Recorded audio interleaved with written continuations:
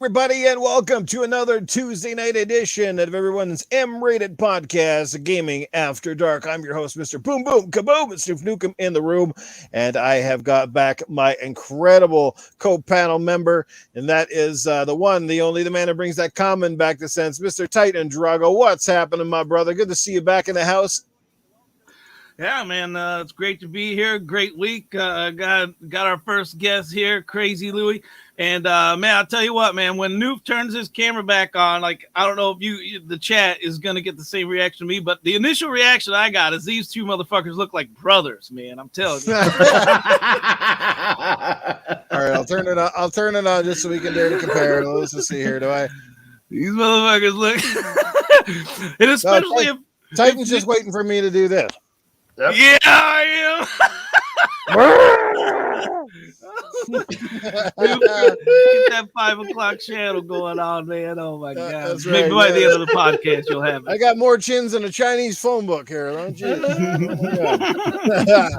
All right, well, it's good to have you back. And as if people didn't know, unless you've been living under a rock, yes, this is now the Magless podcast. We no longer have Mag with us. He's no longer a permanent member of the panel, not for any personal reasons due to work and life, but he may make a guest appearance from time to time when the time permits. So we look forward to having Mag back in the future. Perhaps he'll grace us with his presence in the chat from time to time. But gracing us tonight with his first ever appearance on Gaming After Dark. He's been waiting a long time for this. It's the one, the only, Mr. Jacques Head. Yes, a.k.a. Crazy Lui Gaming. What is going on, Crazy? Good to have you here, brother. Oh, man, I'm really excited to be here. I mean, this is actually the channel where I can go out and be crazy. I mean, I could probably, go sexy. I could take off my shirt, do a little dance, make a little love. I can do anything I want in this channel, right? Am I allowed to, though? Can I? You can do pretty much what you want. But again, as you said off the air, your wife may have other plans for you. Yes. She is. I mean, she's watching this, and she's probably right now writing to me saying, "Are you serious for wearing that jockstrap on your head?" I think she's probably taking notes. She's taking notes, and she's going to use this as against you eventually. That's what's going to happen. I think she will. Yes, I think she will. Yes, she will. Or she going to hit me with a stick, though, probably. Yeah.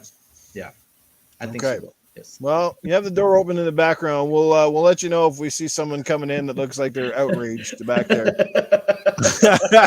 He's got a cross on the wall to, oh Lord, detract any demons that may come in. So that's something.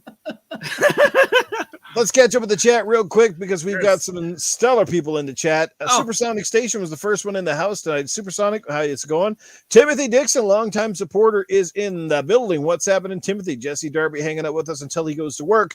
Mr. Joanna Dark is in the building. We got HTK 360 lurking in the background. What's going on, brother?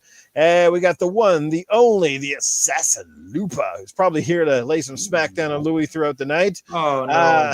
Nuke, we just found out Crazy Louie's second account though. He was that the what was it? The Christ servant or something? Servant of Christ. Oh, is that who he was? Yeah. Servant of Christ, the guy that busted Louie. We got you, man. Toolman 55 is here. John 907. Tony Grasso. What's happening? Spider-Man 356 is in the house. Dreadpool is hanging out with us. It wouldn't be a podcast without the one, the only famous Dread. What's going on, Dread? Good to see you, brother. We got Mr. Ryan Galloway here tonight. What's going on, Ryan? Papa Woody. What's happening? Doggy Dog is obviously with us as well. Your Wicked Hat is here. Casket Repair. What's going on, brother? Good to see you as well. And who else we got going on? Michael Monkey Punch Lugo. What's going on, my brother? Good to see you as well. And I think we're almost caught up here. Boy, oh boy. Assassin Lupa, I gotta know. I want you to take a shot, Assassin Lupa. Take a shot in the dark. How am I going to offend you tonight? Let me hear it in the chat. I know how. I know the best way because she's still hunting for me, though. She's coming for you. She's hunting for you. She's hunting for me. It's easy. You got a teabagger and Halo. She should have come out and played some Doom with us on the weekend. That was hilarious. Oh yes, we had so much fun, did we? I mean, I even did something that was not good. Tell them how that went down, Crazy Louie. You seriously want me to tell that story? Oh my god! Well, it's up to you. You don't have to say anything. Of course, I gotta tell it. I mean, I gotta tell it because this is what happens though. So I go in this chat, right? As always, I go in and start saying hi to everybody, and I see this name that says Cyberbuns. Of course, I see cyber buns. And I'm like, cyber buns. Like, yeah, tasty. Let me go say hi, cyber buns. I want to grab your sexy buns. Right. And I did not hear this guy said, "Oh, you're a target to what was his name? Keeper Grant. To Keeper Grant." They're like, yeah, Louis, that's his wife. I did not hear that though. So throughout the whole night, I was saying, cyber buns, I got you. I got your buns, your sexy buns. I just got into it, like always messing with cyber buns, because seriously, I thought cyber buns was a dude. I did not know that was his wife. Oh man, the next day, look at Joanna. He say, "Here you go, Crazy Lui Gaming, about to get canceled." Oh man! So the next day, I go on. What was it called? Good Morning Xbox, right? On the new show, and Just New says, "You were talking to someone's wife." I was like, "What?" Oh man, I was really embarrassed. I mean, I was like, "Oh no, that can't be true." I mean, I was seriously embarrassed. He even sent out a Twitter and I said, "Yo, man, I'm really like, I'm sorry. I thought it was I was fucking with a dude because he didn't have a microphone on. If I would have heard a lady's voice, I would have been like, oh, I'll be quiet. Like, let me go But damn, that was so embarrassing. Hey man, shit happens. Shit happens. That's how it goes. Oh. Doggy Dog is here with the first super chat of the night, $1.99. Woo! Tuesday night, it's GAD time. Indeed, it is GAD time. Eternal Shaddai is in the house. What's happening, Eternal? Hope you're feeling a lot better and look forward to having you back on Sunday morning. Fun Speculation, our good brother Mav is in the building. What's happening, Fun Speculation? Phantom Kraken is here. I knew I heard something crack-a-lacking. What's going on, Ryan Galloway? Sour Blow is in the house. What's going on, Sour Blow Gaming? Yes. All right. We got a great crowd. All right. I think we're caught up here now. Let's move it right along. Joe, well, somebody else want to do that? Because I can't do it like the Mag. What? Since the Mag ain't here, Joe Dunmore. Not bad, Titan. Not bad. It's a cheap carbon copy, but hey, we got to deal with what we got to deal with now. What's up, Massel? What's up, Power Man? Good to see you. Princess Zelda is here now. Don't get excited about Princess Zelda, Crazy Lui, because that's Titan Drago's wife. Oh yeah, I know that. You said that. Yep, I know that. We'll warn you, man. Let me try the Joe Dunmore. Did I get it right? Okay, I'm going to give this round to Crazy Lui. He takes it. Hey, how can you not give it to a man who's got a jock strap on his head during a podcast? Okay. Yep. Crazy, you want to see who can hold the Joe Dunmore note longer? I got a story with this jockstrap. All right, what's the story with the jockstrap? We were just dying to know. And thank God there's no piss stains on there. That's good. No. Doesn't have nothing like that. Let me tell you this story, though. So I went to this toga party once, and of course, my friends, right? I'm crazy, right? So they told me, I dare you to dance to this one girl. I mean, there was this one girl who just didn't say a bad word. She didn't drink alcohol, nothing. She was like all straight. Seriously. Nothing like that. So they told me, I dare you to dance to this girl. And I was like, you know what? I got an idea. So I went in my closet and I grabbed a jockstrap, right?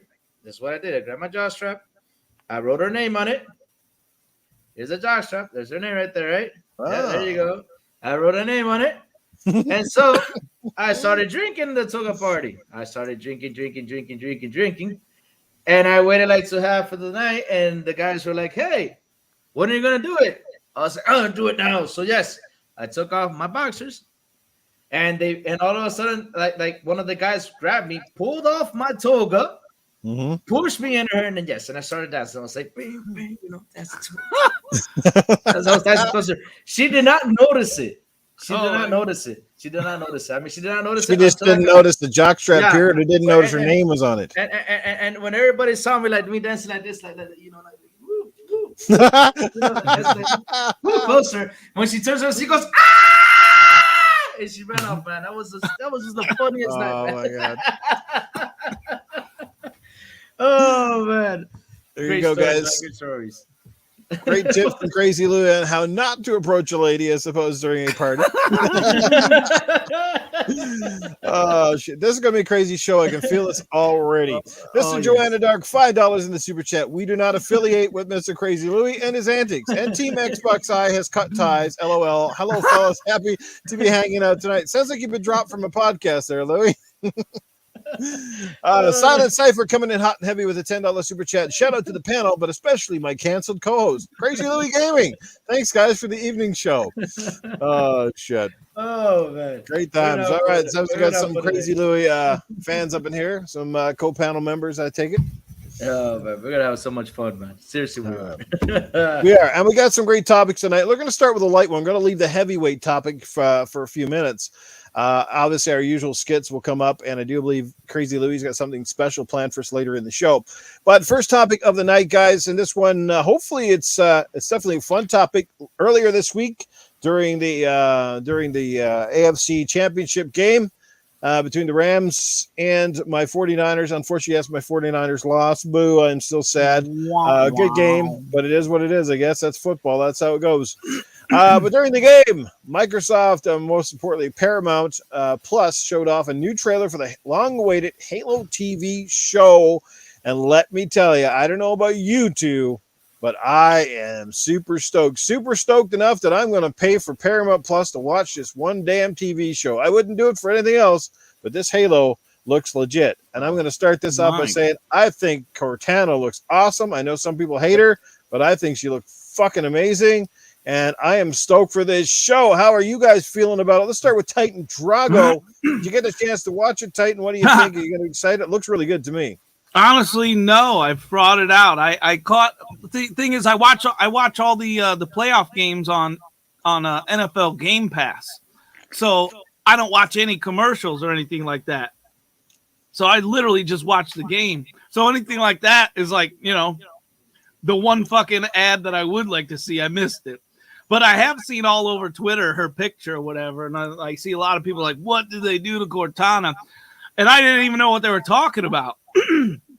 But so yeah, thanks for piecing that puzzle together for me. But yeah, I thought she looked pretty cool, especially like for throwing her into a movie and stuff. Spider-Man. I like the fact that she looks more realistic. Like like she looks believable and realistic. People are saying because she's not blue and she doesn't have enough. What is it, like the code running through her body and stuff like that. But I mean, everything else looks pretty cool. You look at all the rest of the characters. I mean, Master Chief looks absolutely dynamite. Sure, it doesn't have the iconic voice of Steve Downs, but who was expecting that? I suppose technically they could have done it, but I'm just glad they're doing their own take on the Halo universe prior to some of the game stories. Apparently, more like a prequel or a setup to it all. The Sangheili, the Elites, they looked absolutely dynamite. The special effects were just killing it. You saw the Warthog in there. You saw Master Chief with the big, the Gatling gun thing, and my God, so good. I'm still getting goosebumps just looking at that show. Crazy Louie, what was your take? You liking Cortana? Did she enough to make you put your jockstrap back on? Oh, she was. I loved everything about it. I don't understand what people are mad about that. Why do you want her to be blue? Let her be all natural. I think she looks better like this, in my opinion.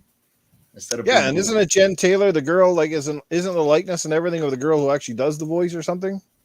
Yeah, I found everything pretty much exact. The only thing that was different, like they said, okay, Cortana wasn't blue, but pretty much everything looks exact. The sword fighting, the shooting. What are those bad guy calls? I always forget their names. The Elites, the Sangheili, the Covenant, right? Was it the Covenant? The Covenant Elites, the Sangheili, yeah. Yes. Oh my God! When I saw that, I said, "Whoa, that looks awesome!" And the armor. Oh my God, the armor.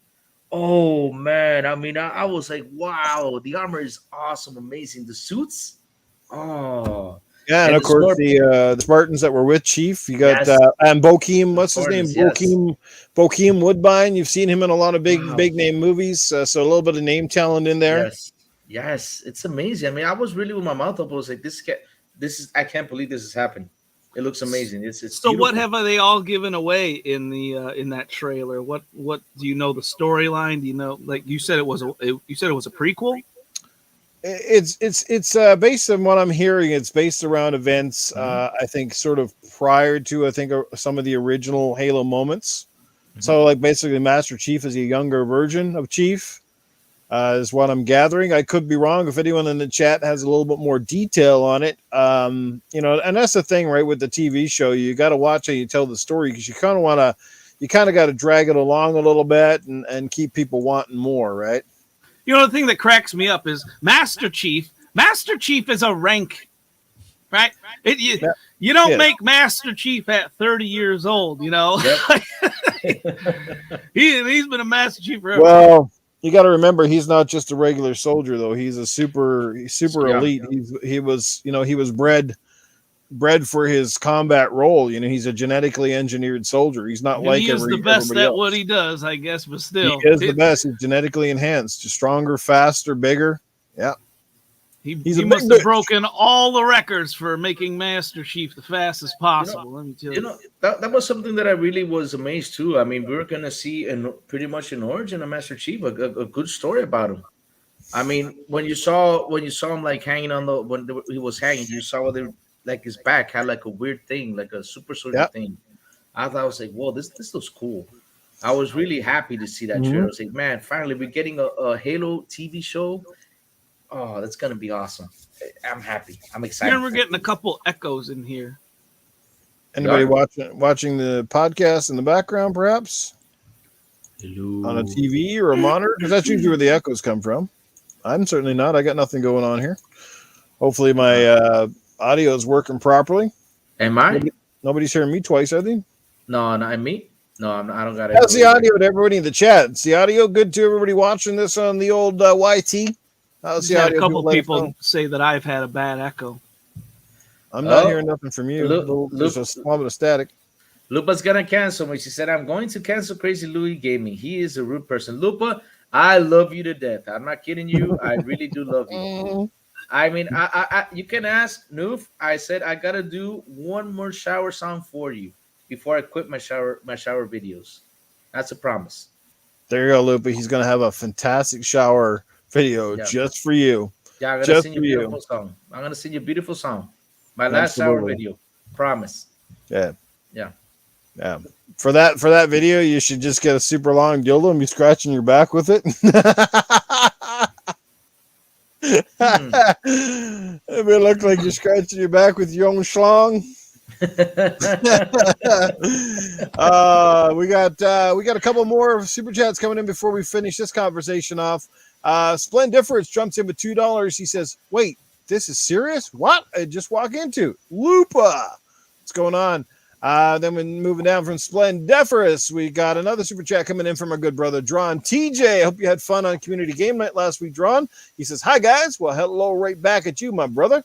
And we got Sour Blow Gaming coming in at $5 hot. Awesome panel. Just don't recognize that guy in the orange. I'm about to hop on Twitter to make sure I block him. Mr. Joanna Dark, who is the new host? Well, Titan, it definitely sounds like you got to catch up and we'll go watch that trailer. Figured you'd watched it already, but no, I had no idea about it, man. This is Paramount news Plus, to me. Man. March 28, 29, something like that. End of March. I think it was March 24th, something. I don't know. Okay, let's look. End of March, baby. So book your ticket. Looks like it's gonna be awesome. The guy they got doing the old Commander dude, he looks pretty awesome. Commander, whatever. We didn't see Sergeant Johnson in that trailer, did we? No, I think not. I can't wait to see Sergeant Johnson because he, and to me, he's pretty cool, right? To me, he's the Carl Weathers of Halo. Going around with his cap on and the big cigar in his mouth. Let's just hope that they don't pull one of those, one of those politically correct or whatever kind of bullshit where he never smokes a cigar because it's not, the way it is with these days where they're always changing shit. Mm. Is Drago fighting Omicron? What the fuck? Yeah, because I keep coughing and shit. Yeah, I'm trying to eat. I'm trying to drink. I'm trying to fucking podcast. I'm trying to type in the chat. I'm trying to fight off Assassin fucking Lupa. Assassin Lupa gunning for all you assholes tonight. Caitlin, what's happening, girl? Good to see you. And good to see you in the chat. Good to have you here. What's going on? Titan has an echo. That was John 907. John 907. John 117 was Spartan, Master Chief. Well, hell, John, you should be so lucky. Hearing twice as much as me is the best thing you could fucking ask for, man. Count your lucky stars. Twice as much Drago. There you go. That's your bonus for tonight. You're lucky Tony's not here. No more Tony Baloney, at least not for the foreseeable future. But we got some crazy cats coming up tonight, I think. Anyway, any further thoughts though on the Halo guys? I mean, there isn't a lot to say. You either like it or you don't. I think so far, unanimously across the board, I'm seeing a lot of love for it. People are excited. It's been long overdue. I mean, how many times have we heard about a Halo movie or show in the last 15 years probably, and something or another happens? I mean, it's pretty crazy to think about it. Remember the movie? I think it was District 9. Remember that movie? Neil Blomkamp, the director of that movie, was actually at the time was getting ready to make a Halo movie. And I don't know what happened, but all of the contracts fell through. District 9, believe it or not, was actually a sub-production of Halo. Believe it or not, even some of the weapons, if you look closely at the weapons in District 9, they actually resemble some of the Halo rifles. They had to modify them because they had a lot of the props and stuff built. And they modified it, and they took a lot of the special effects and kind of turned it over because that's where the Halo movie was supposed to be filmed. And they basically just came up with a new quick one, District 9, which was a fantastic movie, by the way. So so that was actually supposed to be technically a Halo movie, and then it just went off the rails. And and a Gears of War movie. I keep hearing talk about that. I mean, Rod Ferguson even admitted there was a Gears of War movie coming before he left. The studio, and I haven't heard diddly squat on it since. Now, The Rock's got a new movie coming out based on a popular video game, but we're seeing articles saying that it looks like he might be doing Call of Duty now. So I hope it's Gears, because I think that would be cool. I'm willing to bet that Gears movie is just entering filming. You know what I mean? I think the rumblings before was they're writing it, they're kind of finalizing the writing, and now I think they're actually filming it by now. What's going on, yo, Danny? Good to see you here in the show. Halo show, baby. It's going to be a good one. Like I said, I think most people are happy. The biggest gripe I heard again was people like Cortana. She doesn't look right, or she's not blue enough, or something like that, right? But it is what it is, man. They're gonna have to do. People are gonna complain. I'm so sick and tired of the ridiculous complaints. She doesn't look bad at all. She looks like fucking Cortana. She ain't some fucking blonde bitch off the fucking hooker on the corner. Well, exactly. At least she still kind of looks like Cortana. She just maybe not as blue as we're used to, but maybe she gets blue. Put on some blue fucking sunglasses and watch the shit. Yeah, as long as she sounds the part, which she will, because the same voice actress and everything, and and like I said, and they pull this off really good. And they make it a little bit mature. I like to see it not be too watered down, too PG-esque, so to speak. Please no. Yeah, please no. And then there's some really great action sequence. We know the special effects based on what we saw are going to be amazing. When you see that close up of that Sangheili, he looks amazing, dude. It's so good. And the animation and stuff. Yeah, Chief looks awesome. And I can't wait, man. I got to go back and watch that trailer another 9 or 10 times. It's so good. Can't wait till March. Can't wait.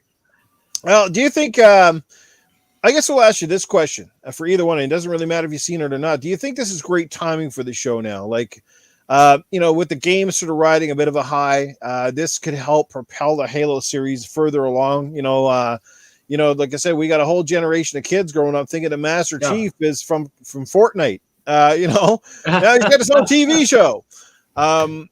Got a whole group of kids fucking thinking Master Chief belongs to fucking PlayStation. Yeah, apparently. We'll talk about that in a bit. Oh my God.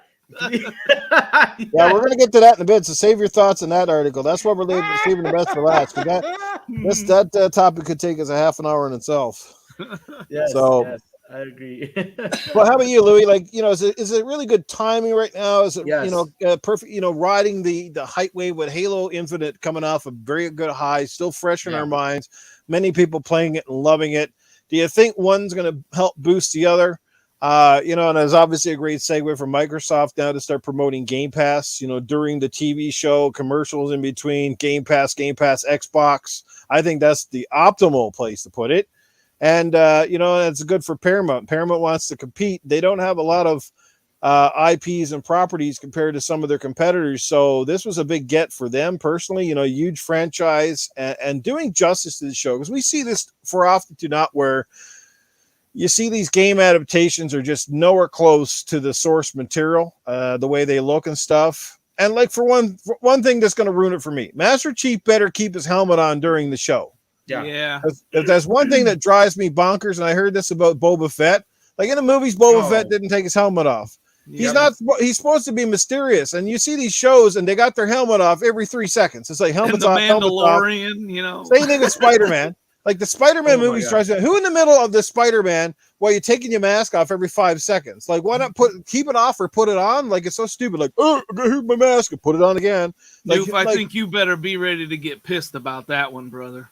I hate it. It drives me nuts. It's like, keep the mask on or off. Your identity is supposed to be secret, but you obviously show it to the world. You get your mask off every 3 seconds. You know, This isn't your house. I don't take my underwear off every 5 seconds. Come on, you got to keep some things a secret. I know I do in my house. I take my underwear off all the time. I don't care. It's been so long, my wife forgot how big it was. What's that, your wallet? My pockets. Boba isn't trying to hide. Well, no, he doesn't have to try to hide, but there was always that lore, that mystery that they kind of keep. You wouldn't mind the odd time, but it's just like when they're constantly taking it off, it feels weird to me. Like, what's next? The stormtroopers are going to start taking off their helmets in the middle of battle. I can't see straight, Darth Vader. Take this thing off. Oh, right. I mean, I'd say something that was the best thing about Mandalorian. I mean, the whole series went off without him taking off his mask, and just in one episode he did have to take it off in order to get into a base, wasn't it? That was the only time he took it off. But isn't that supposed to be part of the lore with the Mandalorians, as they keep their helmets on? Yep. Secret identities, because they are, after all, assassins, right? Assassins, yes, they are. Yep. You don't want everybody in the sun in the universe knowing your freaking identity. Hey, look, take a picture of that guy. There it is. They are clones. They all look alike. Oh man, and I was really happy to see him in the last episode. Oh, did I spoil something? Okay, let me shut up. Spoiler alert. Louis, you've been banned. Spoiler alert. Yes, I have. I'm already getting banned from XBI, so yeah, I'm gonna get banned from here too. Never. Noof, how much does Paramount Plus cost?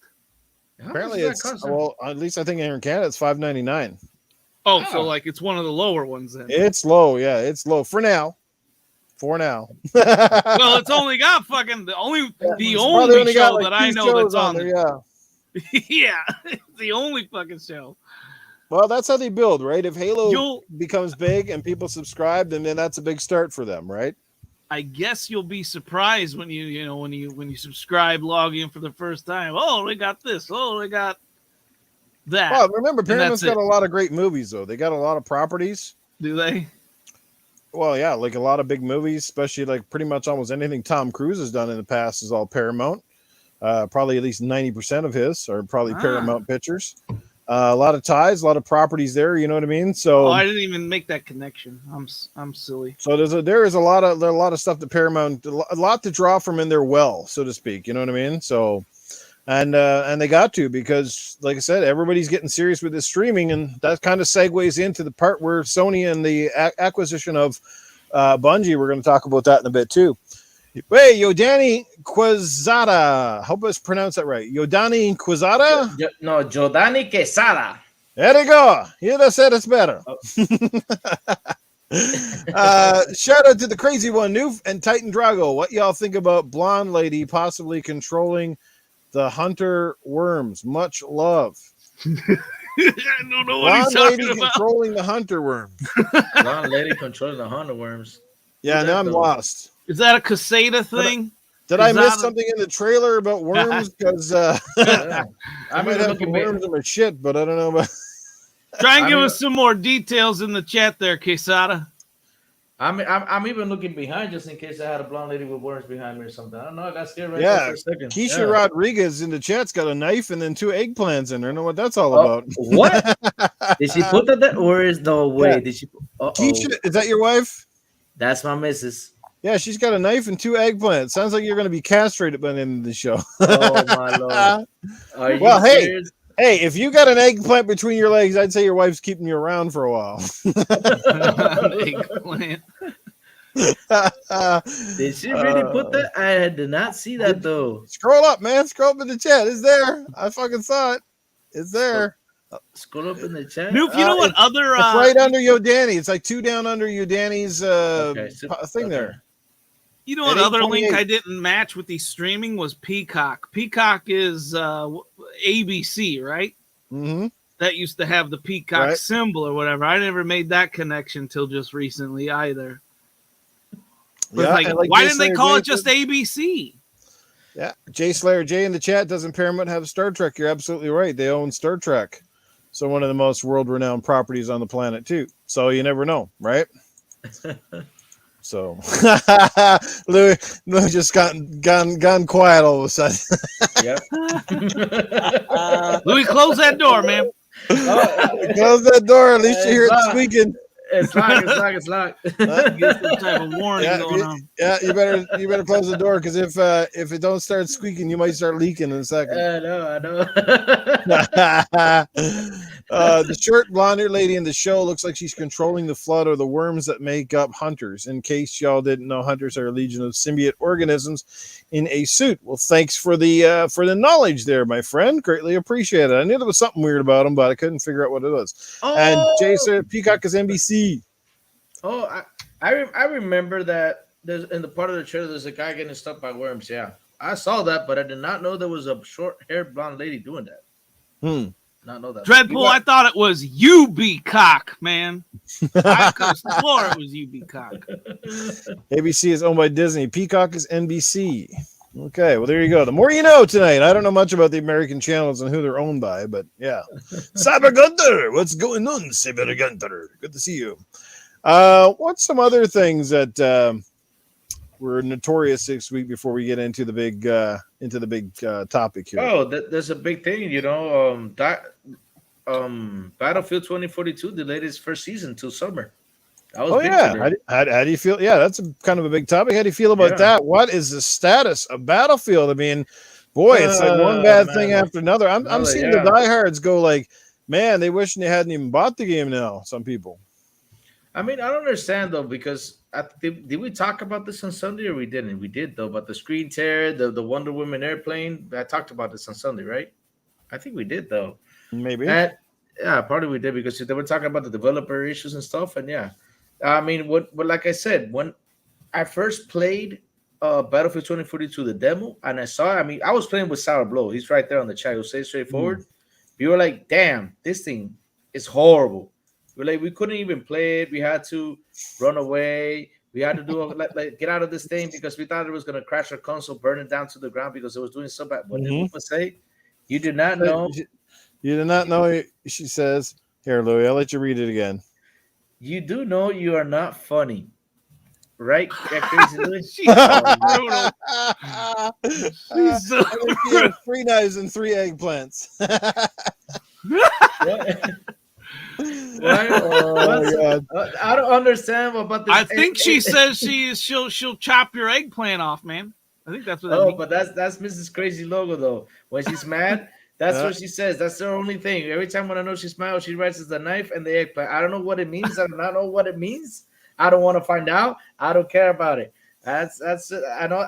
All I know when I see that, I gotta stand up straight and be like, I gotta behave. I gotta. Titan, you know what I see after this show? When it ends, we get this message from Louis. He's like, if you guys were considering me for a front runner to this podcast, I am no longer available. Thank you.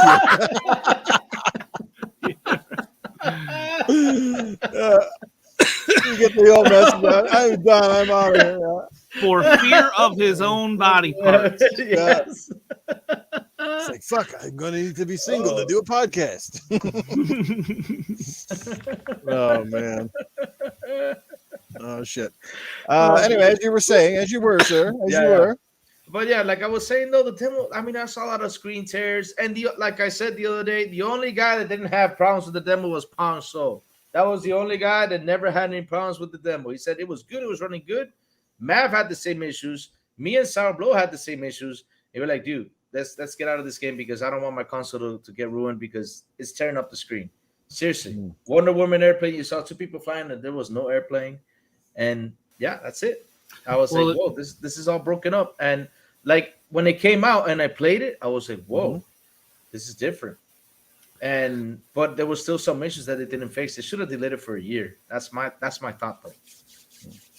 Thing is, both of the big first-person shooters were delayed. Call of Duty and I think they're just following Call of Duty shoes. Pretty much, Call of Duty tested the season delay, and when everything went, Battlefield's looking at that shit. You better believe it.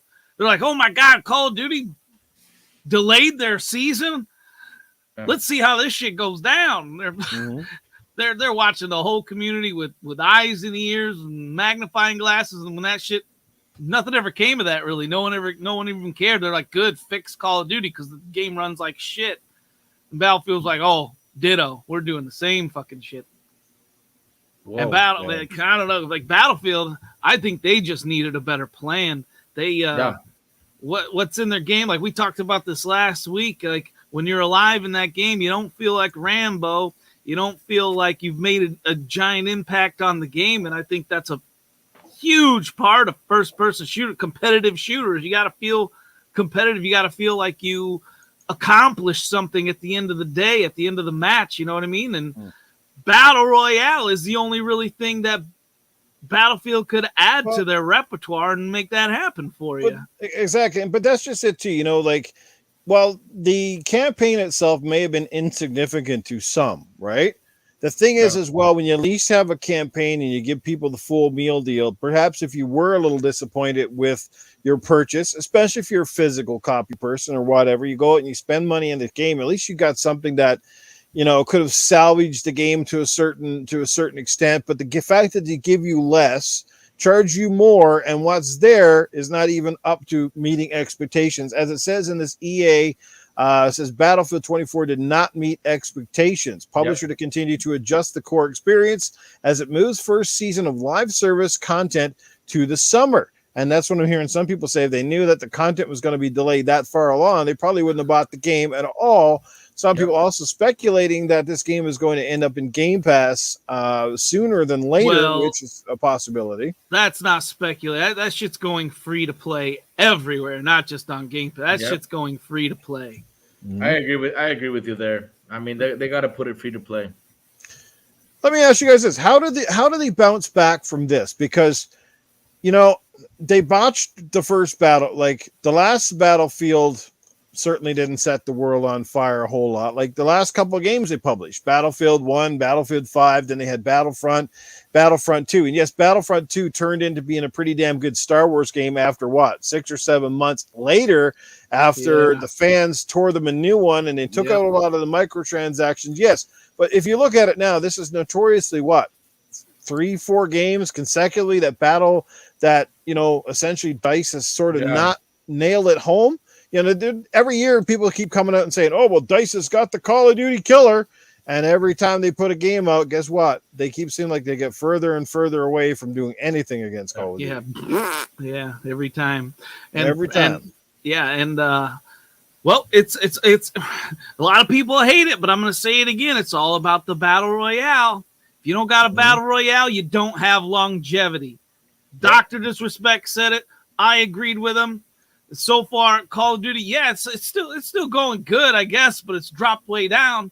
But I'm going to tell you this: if Halo adds that freaking Battle Royale in their next update or whatever, next season, whatever it is, they do that. They got longevity. That's what that buys you. No matter if you love or hate Battle Royale mode, those are the facts, and that's a steady stream of revenue. That's you sell a season pass with the Battle Royale. Boy, oh boy, steady stream of revenue. You don't even, who cares that you have this game on Game Pass, because it's earning you more than it would if you put it out for sale for everyone at $60 a pop. You know what I mean? You know, and like Asher said, not everyone likes Battle Royale, but you know what? It can't hurt. Even as much as personally, I'd never played, even if it was in Halo. You know what? The more the merrier. The more options there are, the better. If they can make it and make it different and make it good, I'm all for it. Like I said, you don't have to play it if you don't like it. But I think taking away options from people is certainly not the way to extend the life of your game. Ashtray, let's look at it this way. He's right. Yeah, not everyone likes BR, though. Well, that doesn't matter when so many people like BR. There's a huge pool of multiplayer players that love BR. Yeah, me being one of them. So let's look at some numbers here. How many people in Call of Duty in the BR alone have been banned? So many, hundreds of thousands, so many that they had to, in their next game, create their game in the next patch, create the game from the ground up with this fucking Ricochet anti-cheat. It's absolutely necessary because there were so many hundreds of thousands of cheaters alone. Ashtray.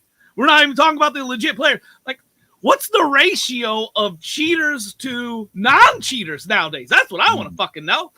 Yeah. Because if it, is it 1 to 10 now? I don't know. I have no fucking clue. I would love to see someone study that and do some research on that shit, man. That would be amazing. I mean, I used to love playing Warzone, and just one day I said, I'm done. I can't play this anymore. The cheaters didn't let me play it anymore. I was in the same boat. I am one of the most hardcore Call of Duty fans you'll ever freaking know. I was 2 wins away years ago with my buddy from placing in a huge tournament. My buddy Pinoy. That was in Modern Warfare 2. So that's how far, and I go farther back than that. But yeah, I deleted it. It was so often. It felt like every match. And and if it wasn't obvious, those are just like the obvious ones why I left. Like, how many aimbots did I not notice? You know what I mean? Yeah. Well, yeah, you see it on the time. I saw a video probably last year. This one guy, he's up on top of this building. And you can't even see what he's aiming at, but his fucking gun is targeting every little speck on the screen that moves, and he's hitting, and all these kills are going up. And it's like, there is nobody humanly on a video game that freaking accurate. I can't even see what he's aiming at, but yet that gun is like it's like fucking a dung beetle on shit. It doesn't miss anything. It's just and you see all these kills. I'm like, come on, man. Like, there's something definitely not right there. Oh man. Telling you, dung beetle on shit, baby. Yeah. There's the obvious ones, and there's the not so obvious ones, because those are just the stupid cheaters. Like, there's actually smart cheaters out there that actually adjust their aim bots, so it's not as foreseeable. It's not as noticeable right away. But like, you'll know if you watch streamers or whatever, like FaZe or whatever, like they even know like when they've been locked on because they've seen it so much. Crazy Greek dude, what's up, buddy? Well, you know what? Guys, me personally, I think what Battlefield needs to do right now is they need to get back what made the series great, and they really need to focus. Like, they need to live up to their promises now. Yeah, much like like they've been promising a lot with these games and under delivering, because they always keep talking about fully destructible this, fully destructible that. We've still never really seen it. We've never seen it on a level where it's really impressive, where you go, whoa. Like, some stuff blows up good, and there's some stuff doesn't even blow up at all. Nothing takes you out of the experience when you can blow up a building with a rocket launcher, but then you drive your Jeep into a little brick wall and the brick wall doesn't even move. Shit like that. You're just like, come on, man. And I don't know. And they got to find that middle ground. They have to find the ground between the players that really like their Battlefield experience, but also the players that want it a little bit quicker, like the Call of Duty style of thing. And I think the last time they did it that I really liked, and nobody else apparently liked it, so maybe I'm the oddball here, was, remember in Medal of Honor 2010, DICE made the multiplayer, while Danger Close made the single player. DICE obviously didn't put a lot of effort into it, because I think they only had about 7 or 8 maps, maybe 10 or something like that. And it was very small Call of Duty-esque style maps, but it had that Battlefield play style, and it had the destruction. And I think it even had, if I recall correctly, I even think it had the Call of Duty, like, where your life just regenerated if you stayed at I don't remember it having life packs. I could be wrong. Correct me if I am, because it's been years since I played it.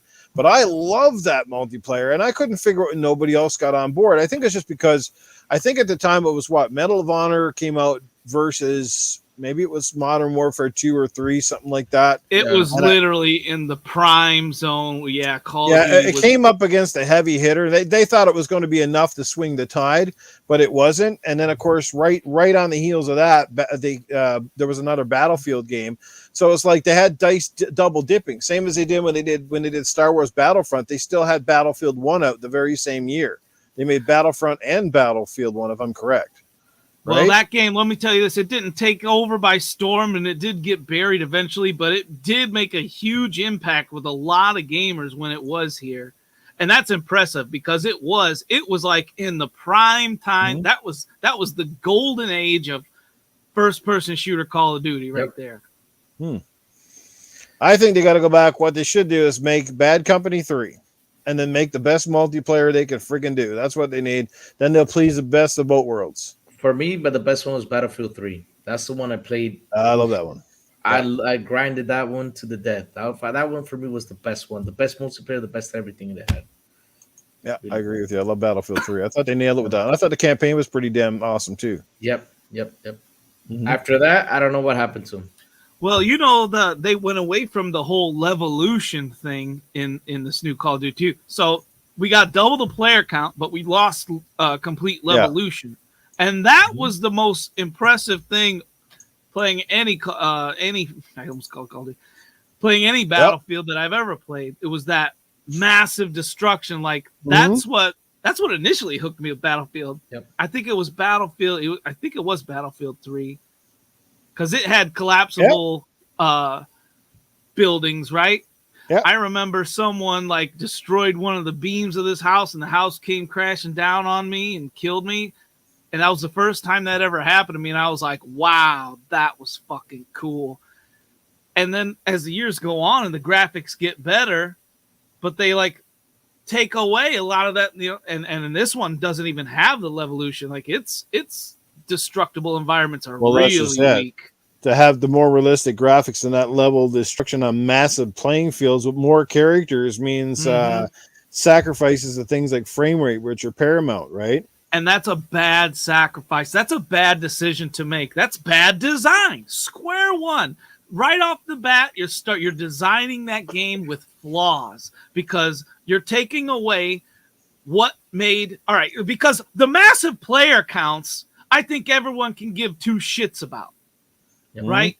I mean, it's cool that they could say that, but when you get into the game, you can't be like, oh my God, thank God there's 200 fucking players in this match. It's like just bragging rights. It's cool. It sounds cool, but in action, it really doesn't matter. Exactly. Yeah. The levolution in action matters. And it's fucking cool to hear about. It's what sets your game apart. That's the key, right?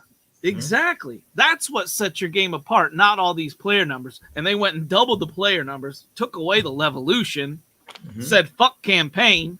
My God. They went all nuts. I might have given them a little bit more of a pass if they said we're getting rid of the campaign, but our game is also going to be like $49.99 instead of going, hey, it's going to be the full price, but you're going to miss something that you like, and so many people defended it as like, well, nobody plays it for the campaign anyway. It's all about, and it's that bullshit. That's the first thing I play when I buy a Battlefield game. I play the campaign. Same here. Well, I understand people defending it before it came out. When there was a lot, when we didn't know what the game was going to be like. I can understand defending it then. But after it came out, you got to kind of drop that off. I don't know if you see any people defending it now, right? Yeah. Not to mention, they took, an extra year, almost 2 years with this Battlefield. So we expected a little bit more for this one. At least an extra year, right? Plus a couple delays. So we expected a little bit more. They teased us with some pretty cool trailers back, last year, wherever it was. And you're kind of like, okay. This is kind of looking cool. But hey, if your highlight is a freaking tornado in the middle of a battlefield, I think you already got an issue right off the bat. Spider-Man, give me your address, man. DM me your address. I'm gonna fucking send you a fucking Zeus fucking doll, man. Maybe I'll send you for a god from every pantheon. How would you like that, Spider-Man? Oh, I know you'd like freaking Aphrodite. I know that. Oh, I know what you should do. Get your wife to put a pair of Spider-Man panties on and do her from behind and send a picture to him and say, look, you're getting fucked now, Spider-Man. All right, Princess Zelda, order the costume. Get that costume on. The old Spider-Man underwear on. Titan just give it to her. Yeah. Just you talking to me is going to get Crazy Lui in trouble, man. What? Yeah. What's that? What? Get me through a Yeah, word. Crazy Louis, he went from red down to a shade of slight pinkish, I think, since No, since he that. was matching Huh? that color of that shirt a minute ago. Yeah, for a Oh while. yes. Oh yes. Yes, I Yeah, was. since the knife and eggplant comment, Yeah. yeah, he's been on a different stroke over here. He keeps waiting for someone to come in that door. Probably he's like, yeah, I'm gonna get a slap. He's gonna be like Fork Boy that time. His wife came in and welt him upside the face. That's still one of the funniest moments in podcasting. Really? Oh yeah. Fork Boy on the podcast with Wilmy and them, and his wife comes over, is like, boom, right across the face. And you know, of course, Fork Boy and the look on his face, right, like here in the headlights, like what the fuck? You know, that's hilarious. Oh my god. Yes. Oh man.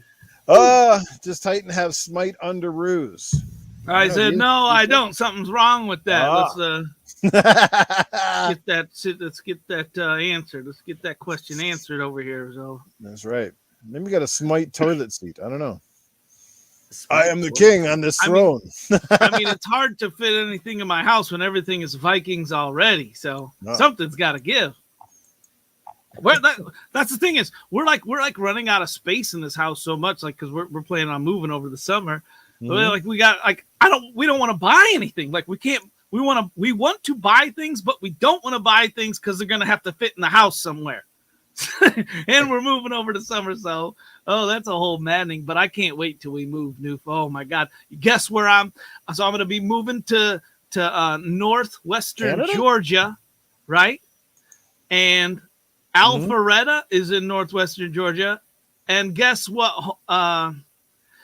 Guess what game is home to Alpharetta, Georgia? That's right. Smite is home to Alpharetta, fucking Georgia. Oh, it's Lord. like it was made for me. That whole fucking area. Yeah. Titan in the land of smite. Yes.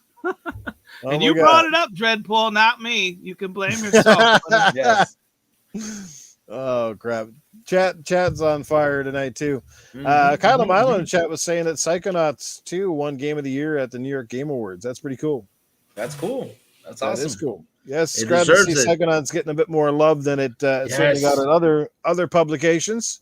I mean, nominations are great, but I mean, I feel like to get shut out on almost every category was bloody atrocious because that game did so much right this year, man. It was just amazing. It was an awesome game. Yes, agreed. Right, 100% there. Indeed. Well, we're about to have the halfway. We still got our big topic to come, so hopefully you're all still hanging around because we're going to get juicy in just a moment. But right now, let's bring in the old Ask Arnold, Cletus, or Safe House Sam segment. I hope you got your questions lined up. We normally start with the panel, our guests, and then the chat. So if you guys have a question ready to go, now is the time to drop it. Let's find out who's got what. Let's start with Titan and Crazy Louie. You guys got a question for Arnold, Safe House, or Cletus? Cletus, you ever done an edible, man? Hey, fiddly diddly. I do an edible all the time. You know what it is? It's called sticking my dick in the apple pie. Yes, indeed. I'm doing them edibles. Yep. I'm always a chewing before I get to pooing, baby. Yeah, let's go. Chewing?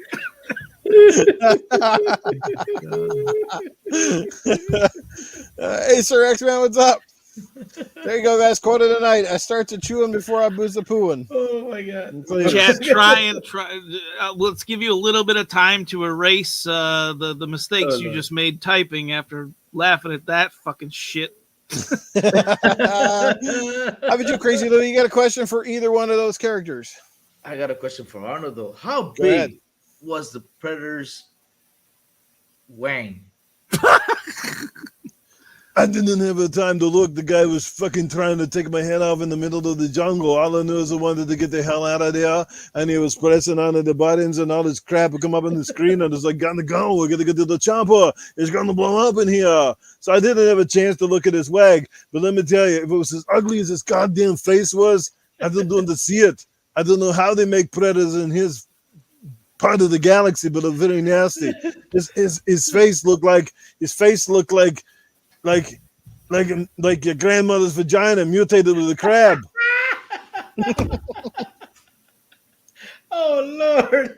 Why do you say that, man? Oh Lord, that's how Oh my my grandma God. naked one day. Hey, Titan, stop showing off your penis. Okay. Dun, dun, dun, dun, dun, dun, dun, dun, dun, dun, dun, dun, dun. Oh, we got a question coming in from Princess Zelda. Perhaps one of you guys would like to read it. Here it is right here. Arnie, have you recovered? Wait. Arnie, have you recovered from your recent car accident? I'm never going to recover from a car accident. I don't like it. When you get the whiplash, the only time I want to get whiplash is if the girl, she's holding the back of my head and she's like, slapping me on the ass or something like that. I don't do that in the car. It's not good. I'm not going to recover. And I can't ride my donkey very well anymore. Come on. What's wrong with you people? Drive careful. Get off your goddamn cell phone.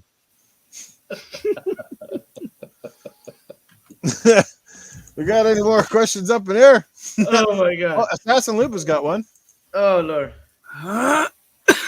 Who wants to read that one? I must be lagging a little bit behind because I'm not getting these yet.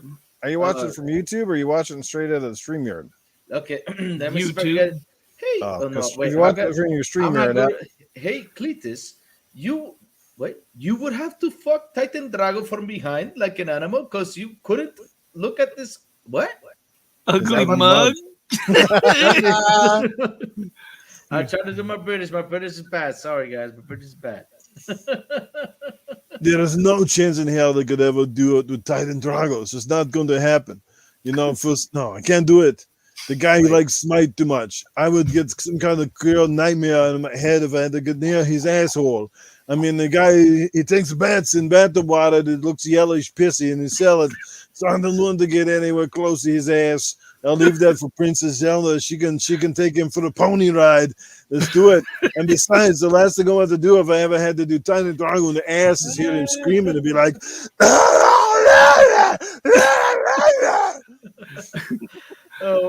all right. So what if I take a picture of me and Princess Zelda in green bathtub water? What would that help my case here? Would I sell more bath water? I guarantee you get a hell of a lot more viewers. Yes, indeed. Because guys, you know what I'm saying. A guy can get a couple of likes for sitting in the bathtub water, but all you got to do is get a lady to get down, and she just got to either show her back bum or her front bum. And everybody is looking dandy. I mean, that's how all them girls get clicks online these days. Most of them got about as much talent as a peanut in my shit. But I guess them clicks, they got them big old tick bitties hanging out when they playing every video game. They can't talk about nothing. They're all silly as fuck. And they're sitting there and they're just like, yeah, look at this. And they get in closer, and all you can see is chest crack coming out, and your mouth is just watering, and you can't even think straight at some point in time. You're sitting there, and you're just like, yeah, that's fucking fine and dandy, diddly diddly. Yes, indeed. I'd like to get a piece of that, shiddly widdly. Let's go. I had a question until you started with the shiddly willy. The shiddly willy. Oh man, you mentioned you mentioned the vagina grandma thing, and that reminded me when I saw my grandma's vagina. What? So now you're just thinking of the Predator now. Yeah. We don't need to know how you saw your grandma's vagina, but okay. Come over to my house for the weekend, son. Oh my God. Yeah. Those things that need cleaning around here and I can't reach. Oh Lord, that's one of the things that happened to me, man. That's one of the things that happened to me. God, man. Oh shit. Last question. Anybody got anything? Anybody got something for Safe House or anybody? Or we're gonna have to bring Safe House in at the end of the night. Maybe Safe House is gonna take over the place of old TB, perhaps. I don't know. What do you think? You think Safe House should have his own clip at the end of the show now? Since I would not argue against that. I would not. All right. Sounds like that's gonna happen, guys. If Titan wills it, then old Safe House will have his own small segment at the end of the show. I can't guarantee any on-camera appearances, at least for the time being. You've seen him probably once before, and he's ugly as fuck. So, would explain why his voice is ugly as fuck. There you go. He looks like his face. He fucked up. Sounds like his face. Anyway, hell no, says John. John has no part of that. All right. So anyway, guys, we'll end that off. We got Crazy Lui. He's going to step out here in just a moment. We got a big topic for you. Obviously, yes, big news came down yesterday. Right out of the blue. I guess it's almost as surprising as the Xbox acquisition because nobody really saw this one coming per se.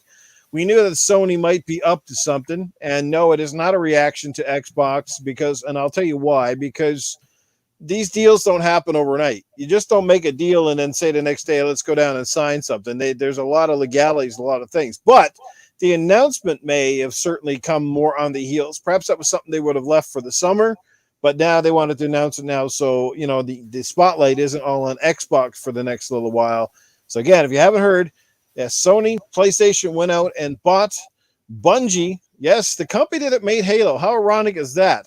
That they got Bungie for just under $4 billion, what, 3.6, something like that, which is, I think is overpriced for that studio, to be honest with you, considering that what, Microsoft got all of Bethesda for just over 7, and these guys are 3 point something for one studio. That's like a specific subtopic I wanted to talk to you guys about and discuss. Well, we can. Whoa, we got a new guest on the show.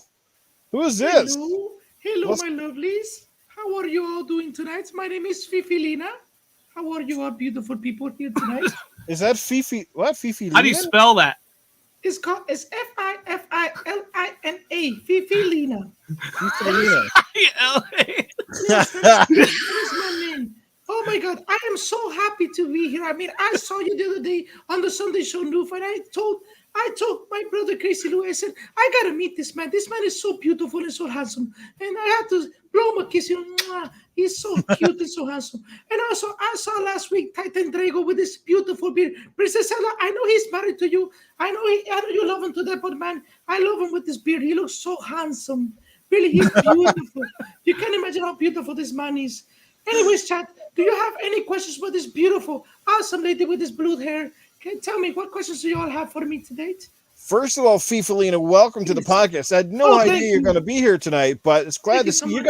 How did your hair get so blue? That's amazing color. I mean, did you sleep with a Sony CEO or perhaps have a three-way with a Smurf? What's going on there? I am a big PlayStation fan. I mean, I love PlayStation, so I dyed my hair blue just like PlayStation. I love it to death.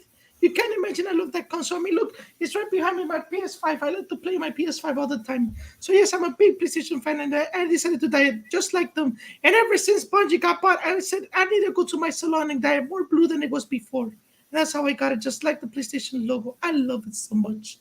It makes me look so bluish and beautiful. It does. Kylo Milo's got to take a quick break and nut into a sock or something. Anybody got a question for Fifilina? It sounds like she could talk all night. Oh, yes, I can. I mean, I am so hot. So are you trying to say that you're good with your mouth? Yes, I am. I am so awesome with my mouth. Especially with the mouth. Yes, I am. Hey, Dragonheart Yobi's in the chat. Same as 108 Dragons TV. Maybe one of those two smart asses got a question for you. Who knows? Anybody got a question for Fifilina? Nobody has a question for me today. Come on, maybe Assassin Luke. Fifilina, what's your magic number, man? How many people you been with? I want to tell you something though. I think they're shy because of all my hotness. I mean, I'm so hot. They don't want to ask me any questions because I'm really. Yeah, we do. We got one from Princess Zelda. Fifilina. Yes. I love your accent. Where are you from? Ooh. I can't tell you that. So you do not want to know, honey. You don't want to know. Okay. Fifilina, how many sex partners have you had? Ooh, how many? Ooh, man, you can't imagine how many sex partners I had all my life. I mean, I had hundreds of them, thousands, I think I had, but it was a bunch of them. Hundreds of thousands? God. Yes, hundreds of thousands. Yes. What the hell is you? Were you like a cheerleader at a Lemmings party? Yes. I used to love to cheerlead. I mean, I like to hop around and do a bunch of stuff. Yes, and all those men find me so sexy. So, oh my God. I mean, I walk down the street with this wig and they wink at me all the freaking time. Oh, yes. So pretty much all the entirety of Bungie she's done. Yes, I think I have done more than that. I think I have done more than the Bungie thing. Yes. More than Bungie. Yes. How many Bungies? Yeah. that'll make it a more reasonable number. So how many Bungies have you slept with? How many Bungies? Probably like 10. Make it more measurable. Yeah, much better number. Probably like 10. Pretty much 10, yes. 10 Oh, Bungies. yes. Yes. Anyone got that beat in the chat? Let me know. Well, I got a question from that. Pretty much all the girls get asked. Does size matter? Ooh. Ooh. Yes, it does. The bigger the better. Yes. Oh man, I just love it when I get that pushing. It feels so good. It makes me go to heaven. Way beyond all into the universe. Oh man, I just love them big. It's so nice. So what you're telling me is Noof Nukem's chin really turns on the ladies. Oh yes, it does. I mean, that man is so handsome. I mean, when I saw that man, I said, "Oh!" I told my twin brother, I said, "Crazy, I gotta see this man. I gotta blow him a kiss." And Crazy said, "Yeah, why don't you come and hop on and just blow him that kiss?" And there I am blowing his kisses. He's so beautiful. He's so handsome. He's really beautiful and handsome. Okay, we had a question from Splendifers. Let's see where that one is. Got to scroll up here. So many people. Did you not see my question? No, I'm sorry, I didn't. Let me see. Crazy Louie, your twin. Are you related? Crazy Louie's your twin? Yes, he is my twin. He is my twin. I know his missus is gonna kill him because I mean he does all these crazy things. I mean, the other day he even farted on the controller. He got into a position. He put the controller on the table and he put down his pens and farted on it to test if you can blow on it with the weird what's it called, the astro, you know, remember the guy blowing it? Yeah. So what he did was he put the controller on the table and he put on his pens and farted on it to see if it works, and it actually did work. It was amazing. But yeah, he does all this crazy stuff, and his missus really is gonna kill him. Seriously. So what you're saying is Astrobot didn't move, but Louis shit himself. Yes, actually, it did move though. It did move. It did move. That actually worked. And I said, "Why are you doing that? I mean, you're putting shit on the controller." And he was like, "I don't care. It doesn't matter though. You're not gonna smell it." I was like, "I gotta clean that shit up," and it actually got sprayed too with shit. God damn that man. Seriously, that man is really nasty. I don't know why his missus loves him that much. Really, he needs to get dumped. He's too crazy for everybody. Too crazy. Speaking of crazy, Sir X-Man in the chat dropping $2. You're supposed to say, Fifi, what's your body count? Ooh, body count. Ooh, I got a bunch of those though. Philip P. Splendiferous said, were you under Jim Ryan's desk on Monday? Me? Yeah. Jim Ryan's desk? Is that what he believes in generations? I wish I was under that man's desk. I mean, that man is so handsome and rich and powerful. Ooh, how he drives. Give you such a rim job. I'm bringing back the PS4. I love his nose. I mean, when that man puts that nose out there, I'm like, ooh, I want to kiss that nose. Such a handsome man. Ooh, it makes me so. I mean, I'm really hot right now just thinking about it. Oh, Lordy. Ooh, I'm getting hot in here. Ooh, hot flashes. Oh, Lordy. Oh, all Lordy. right. Well, thank you for your time tonight, Fifalina. You've been pretty awesome. I'm sure we'll see you back in the future. Oh, I hope so, though, because I really enjoyed this show. Bye, guys. Love you, chat. See y'all later. Bye, my love for Noob. Bye, Titan Drago. And oh, my Lord. Leave that beard up. Fifi, have you ever heard of a die? Wow. Sassy Lupa coming hard and heavy tonight. Oh, my God. You know, she ain't even trying to hide the murder weapon.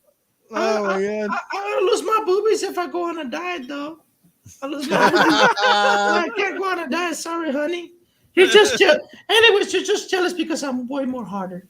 Bye, Lupa. Love you. Well, that was certainly quite the show. Thank you, Fifalina. First time appearance on Gaming After Dark. Yes, indeed. So, yes, hopefully we'll see Fifalina back in the future. But until then, yes, that was quite interesting. But anyway, let's get back to the big topic at hand, I suppose, and that is Sony acquiring Bungie. Titan Drago. This news was pretty big, not as big as Xbox's, but still pretty big and pretty ironic, considering that Bungie is notorious for making Halo, which is an Xbox IP now. And of course, there's still dumbasses out there who think that Halo is somehow going to magically appear on the PlayStation. But anyway, Titan, tell us what you thought when you saw this news. What do you think it means for Bungie and for PlayStation? And is this the beginning of something that we're going to see spiraling out of some sort of control? It seems like everybody now is in the acquisition game. And I'll give you my thoughts, but I want to hear yours first, and then we'll go to Crazy Lui. So give us what your take is. Well, we'll have to go back for it. This is a huge topic. I thought it was good. It kind of reminded me of our last discussion, our really last debate we had with Mag, was when we were talking about what does PlayStation need to do to kind of retaliate. And I was like, they need to team up with a big partner, right? Because they can't win this acquisition battle. And then they go and acquire somebody for $2 billion. How do you acquire? This is what I want to know. First of all, how the fuck do you acquire someone for $2 billion when you're how the fuck much in debt? Like current debt plus future debt? Like you have so much debt, you have two different debts that you needed to fucking split it up. Like, oh, this is the debt we owe right now. But in fucking 5 months, oh, we're so fucked. Other like what you got to spend money to make money, I guess. I don't know, maybe they just figure that's they got a magic rabbit in there. I don't know. So that's one topic we need to talk about is did they overspend? Because what they definitely bought was the only IP that they fucking have, Destiny 2. So what they did buy was a steady paycheck. That's steady income. Destiny 2 is doing amazing. There's a lot of people on, I can't remember. It'll come to me later. There's a lot of people on, in our podcast circle that really fucking go hard on Destiny 2. And, help me out here. What do you... Because you're not on the Destiny train. I'm not on the Destiny train. I play Destiny. I used to play it a lot. That was my most played game in Xbox One. The part 2, I ran away from it because when I sit down and play Destiny, I get too hooked up to it, and then I forget playing other games, and my games all stack up. So that's why I'm pretty much away from the Destiny thing. But I'm gonna tell you something though. That's a lot of money for that game, though. To be honest, though. Yeah. So that is the question. Studio, yeah. So you're saying. So your answer is that they overspent, then, Louis? To be honest, the way the contract came out, I think they did because the contract says specifically, we're working on RPs. Fuck you. You can't deal with this. This is our thing. That's your thing. You can have this, you can have that, but our IPs are going wherever the fuck we want. Screw you. That's what they basically said in the contract. So if I'm gonna spend $3.6 billion, right, to get multiplayer services online, that's what pretty much they said on the contract. That was actually the deal for them to help them get a service multiplayer thing going on and all that stuff. I would have just said, let me pay you money like $1.5 billion or something, $1 billion for you guys to help me do this since I'm not getting your IP.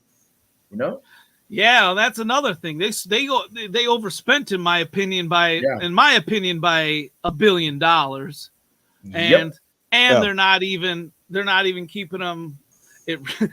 I'll tell you, those statements I read from Bungie, they really sound like they own us now, but do they really own us? We're putting our shit where we want. That's pretty much how it came across to me. And I do want to know from everyone in the chat, what do you guys think Bungie was worth? How much would you spend on Bungie? I'd say 1.5 billion, but it really comes down to the kind of money that Destiny's been able to make for the studio. A large portion of their value is based on Destiny. It's got nothing to do with Halo anymore because Halo belongs to Xbox, right? So it's based on what they've done since they brought out Destiny 1 and 2. So you'd have to go in and look at their books, and that's obviously where that money got inflated. Look, I mean, at the end of the day, guys, it's like this. Bungie is extremely talented. We know that. Yeah. And they've made two successful Destinies outside. Whether you love Destiny or you hate Destiny, and most people who do love Destiny, you got to admit, it's been pretty damn successful. Yep. It's still one of the most played games on Twitch. Some people in our community love it like there's nobody's business. Assassin Looper, for one, who pretty much didn't like the game at first and now put in, I think it's nearly 2,000 hours into the game, which is insane. She's Assassin Lupa did that? No, Luca. Sorry, I meant to say Right. Luca, not Assassin Lupa. Right. Okay, so what it does for them, okay, and you're totally right. Look, they're basically this is a big fu to Microsoft in some indiscrepant way, right? I think It it's kind of is. like, it is a big middle That's a finger good to way them to because say to that. take the one company that pretty much a lot of Xbox fans are kind of going, it makes sense for Microsoft to buy Bungie, get them back in the fold. Maybe they go over and they start getting back to Halo again or collaborate or something, right? We've heard those kind of the community talk about this. So Stop right there. Yeah. Stop right there. Yeah. Fucking. So you're right. When everyone's saying, Microsoft should buy them, I guarantee when Microsoft went to Bungie, it was like, we're gonna buy you, name your price, and they were like $2 fucking billion. They're Yep. out walks fucking Phil Spencer Yeah. and slams the door behind his ass like, see you bitches. Well, you got to Get outta remember, But despite everything, there's still that blood between Bungie and Microsoft. You got to remember that Bungie is the one that pretty much walked out on Microsoft, right? yeah, That they didn't want nothing to do with them anymore, and they didn't want nothing to do with Well- Halo because they got tired of doing the same game, and that's why they Yeah. want to keep. That's Yes. why they wanted to keep a Destiny. They wanted to keep their IP because they obviously see how much money they basically essentially lost because they sold the IP to Microsoft. Imagine if Bungie still had control of the Halo IP. Right? Mhm. That's the thing. But they didn't. They lost that, and Microsoft is more the wiser for it. Very smart move on their part. IPs are worth more than your studios. We all know that. Go ahead, Louis. They sold it. So they sold the Halo IP for them to make Destiny. They got the money right there. They got the funds for selling Halo to make Destiny, and they had a vision of making Destiny. And that was their vision. Read that and tell me that It's gonna- Bungie's not not overinflated. When I saw that, I mean, that was something Yeah. that one of my friends said. He said strictly, if I was Insomniac right now, I would have been pissed. I would have been like, wait, these guys buy these guys for this, and they don't give them their IP, so they buy me for $250 million. Yeah, Insomniac right now, between them and Naughty Dog are basically saving the bacon for Sony, right? It's fucking selling Yes. season and buying fucking studios and publishers. It's like gas prices right now, man. Yep, they're doing that right now. Everybody's buying. It's true. They're buying because they gotta get ready for what's coming in the future. Yeah. And they're gonna buy and keep on buying. But this buy right here, if we're gonna sit down and talk about it, I think it was too much. Jesus, $3.6 billion for a company that said fuck you on their IPs. That was basically the words. I mean, there's no other words to say it. I mean, they said that they're like, okay, Sony, what do you want? Right Well, there. I want you 3.6. Right there. Pretty much Sony paid for the Bungie engine. Yeah, pretty much it. Pretty much paid for the engine. And what this does, and this is what they wanted. Yeah. They wanted a studio with a proven track record of making great multiplayer. And Yeah. by taking Bungie, the most synonymous company known with Microsoft, again, that's the FU part, right? You take the company that would basically built the Xbox, because without Halo, we probably wouldn't have Xbox, right? Yeah. So you take them, you get a very successful. If you don't care if a games go multiplat, but again, this is like the Xbox scenario. If Call of Duty stays multiplat, Xbox still wins because no matter what, they get the money. They're going to get the money. You're going to get the and the biggest thing now is Sony controls the marketing. That's the big thing. So moving forward, it's like Call of Duty will move forward on the Xbox in a couple of years. You're not going to see that associated with anything PlayStation. When you go to the MLG shows, you're going to see Call of Duty and Xbox, and that's going to be the same for Sony in a move forward. If they make another Destiny or all Destinies moving forward, it's going to have big Sony PlayStation logos. Any future titles will obviously have benefits from Sony, but again, it's that marketing, and it's about getting instant credibility with multiplayer. Something that one area that Sony has struggled with consecutively for how long is not having a multiplayer game worth shit. And we all know that selling all these fantastic single player games are fantastically great in the long haul, but they don't bring in the consistent revenue. Like you look at the games bringing in the revenue, they're free to play games or multiplayer games that have a big following, a big community. They bring in revenue over and over and over and over. Yep. And Sony is finally wising up and going, we can make all the Uncharteds, but if we can't get a successful multiplayer, we can't make money. Selling consoles isn't making us money. They're finally starting to get it. It's a great bragging right, but no more, no less. Now they get instant cred. They get a big name, and now they get a big IP. You know, well, like I said, Bungie still owns the rights to do however they want. And Bungie's smart because Bungie, that was one of the reasons they didn't want to be part of Microsoft, was because they didn't want to be pigeonholed into being the Halo, maker for the next 50 years of their freaking careers. They wanted to be able to branch out and try different things, which is kind of funny too, because they leave Halo, and guess what they basically made? Another Halo. Mm-hmm. Destiny is virtually Halo without the Master Chief and being a games as a service. That's all it is. You know, but they didn't go out and make anything unique. They didn't make like a third-person action game, and they're probably never going to, because Sony's probably going to be like, you guys just keep doing what you do. Keep making great shooters, because we need a shooter that's successful, and you guys know how to do it. Anyway, I'll let you guys jump in. I think I pretty much summed it up pretty good. And I'm going to tell you something, though. This is true, though. Destiny right now is alone out there. Destiny does not have a competitor. Destiny's alone. It's actually alone. I remember when The Division came out, they said, hey, let's compete with Destiny. Okay. They tried to. Look where they're at. And then I remember Anthem. When they made that Anthem, they would say, that's the Destiny killer. We're going to destroy Destiny. They couldn't break Destiny in half. Destiny right now is alone out there in their own way, and they're doing a pretty good job. And I just looked up the revenue, and they're pulling in pretty much between $100 million to $500 million a year. That's the revenue they're pulling in. That's the guys from Bungie. So yeah. And that's just on steady updates to Destiny 2. I saw those numbers. It's like 850,000 concurrent players on a slow day. On a slow day, yeah. Yeah, I saw that today. So that was an impressive stat. I didn't know. I didn't Coming know back it to was this. that big. Insomniac, right? 250 million, and people are saying that was undervalued. You know why we're undervalued at 250? Because Insomniac had not made a major successful multiplayer game. The last time they had a successful multiplayer game that was moderately successful, was Resistance. That was on the PS3, and that game didn't set the world on fire. It did have a loyal following, but they made those games long before like the internet blew up and YouTube blew up and Twitch and all these things. So they were a product of its era. Maybe Resistance comes back today; it's hugely successful. But that's why the value of Insomniac was low, because it was valued off of single player content, and they bought them before. Didn't they buy them? Did they buy them just after the Spider-Man game released? Right? Yeah, right after. It was right after. It was around 2019. I think they were bought pretty much. Yeah. Imagine if that deal would exist now after the success of Spider-Man and Miles Morales. I bet you that deal would be close to $3 billion. Yep. But up until the Spider-Man games, Insomniac games did not have a history of blowing the world apart. We all knew they were great. They were amazing games. But nobody was like even what Ratchet and Clank.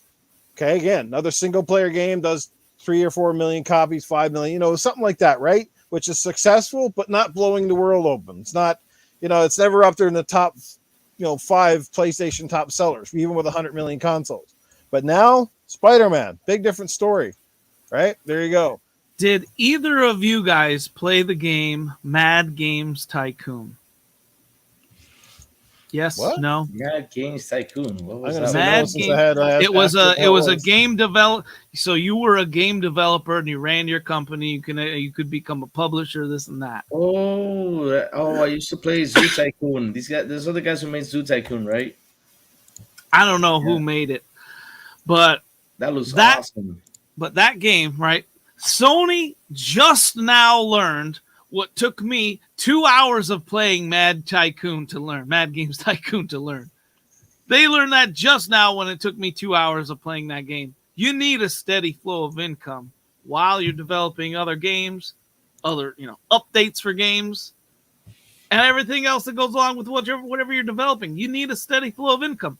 This is filling that void for Sony right now, because beyond the fact that they spent $2 billion when they're so far in debt right now, beyond that fact, they do that. And that's the exact reason why they got them, is this automatic steady flow of income.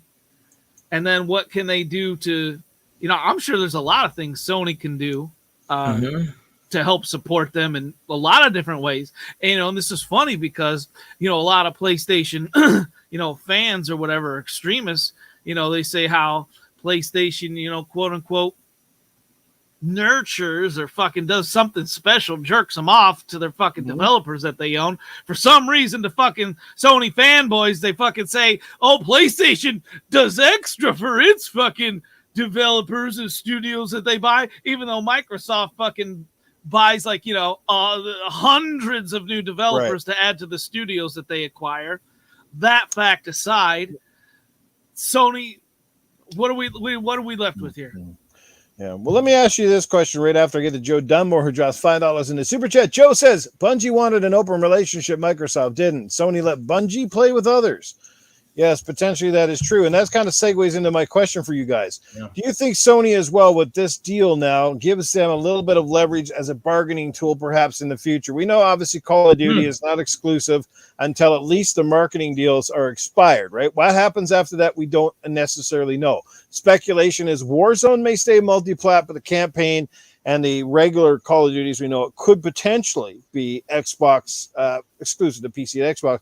So we all know, if anybody's watched Phil Spencer, what's one of the number one games Phil Spencer has played in the last 3 years? Destiny. Okay? You go on Xbox, you see Phil Spencer playing Destiny. He openly loves the game. Now, Sony has control, at least a certain degree. So do you think now they could say, well, here we go, Xbox.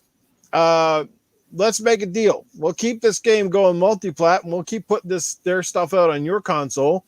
If you guys keep those Call of Duties coming over to ours, you think that could be a potential possibility here? I thought, I thought the same thing when that happened. When I saw the acquisition, I thought the same thing was going to happen, though. But that's not going to depend on Sony. That's going to depend right there on Bungie, if Bungie wants to do it or not, because it depends on how the relationship changes along the it can change with Bungie and Sony, but Bungie said it straightforward. I'm not going to put my IPs only exclusive. I mean, I want my IPs everywhere. They said it right there on contract. It's written, it's done, and that's how they want it.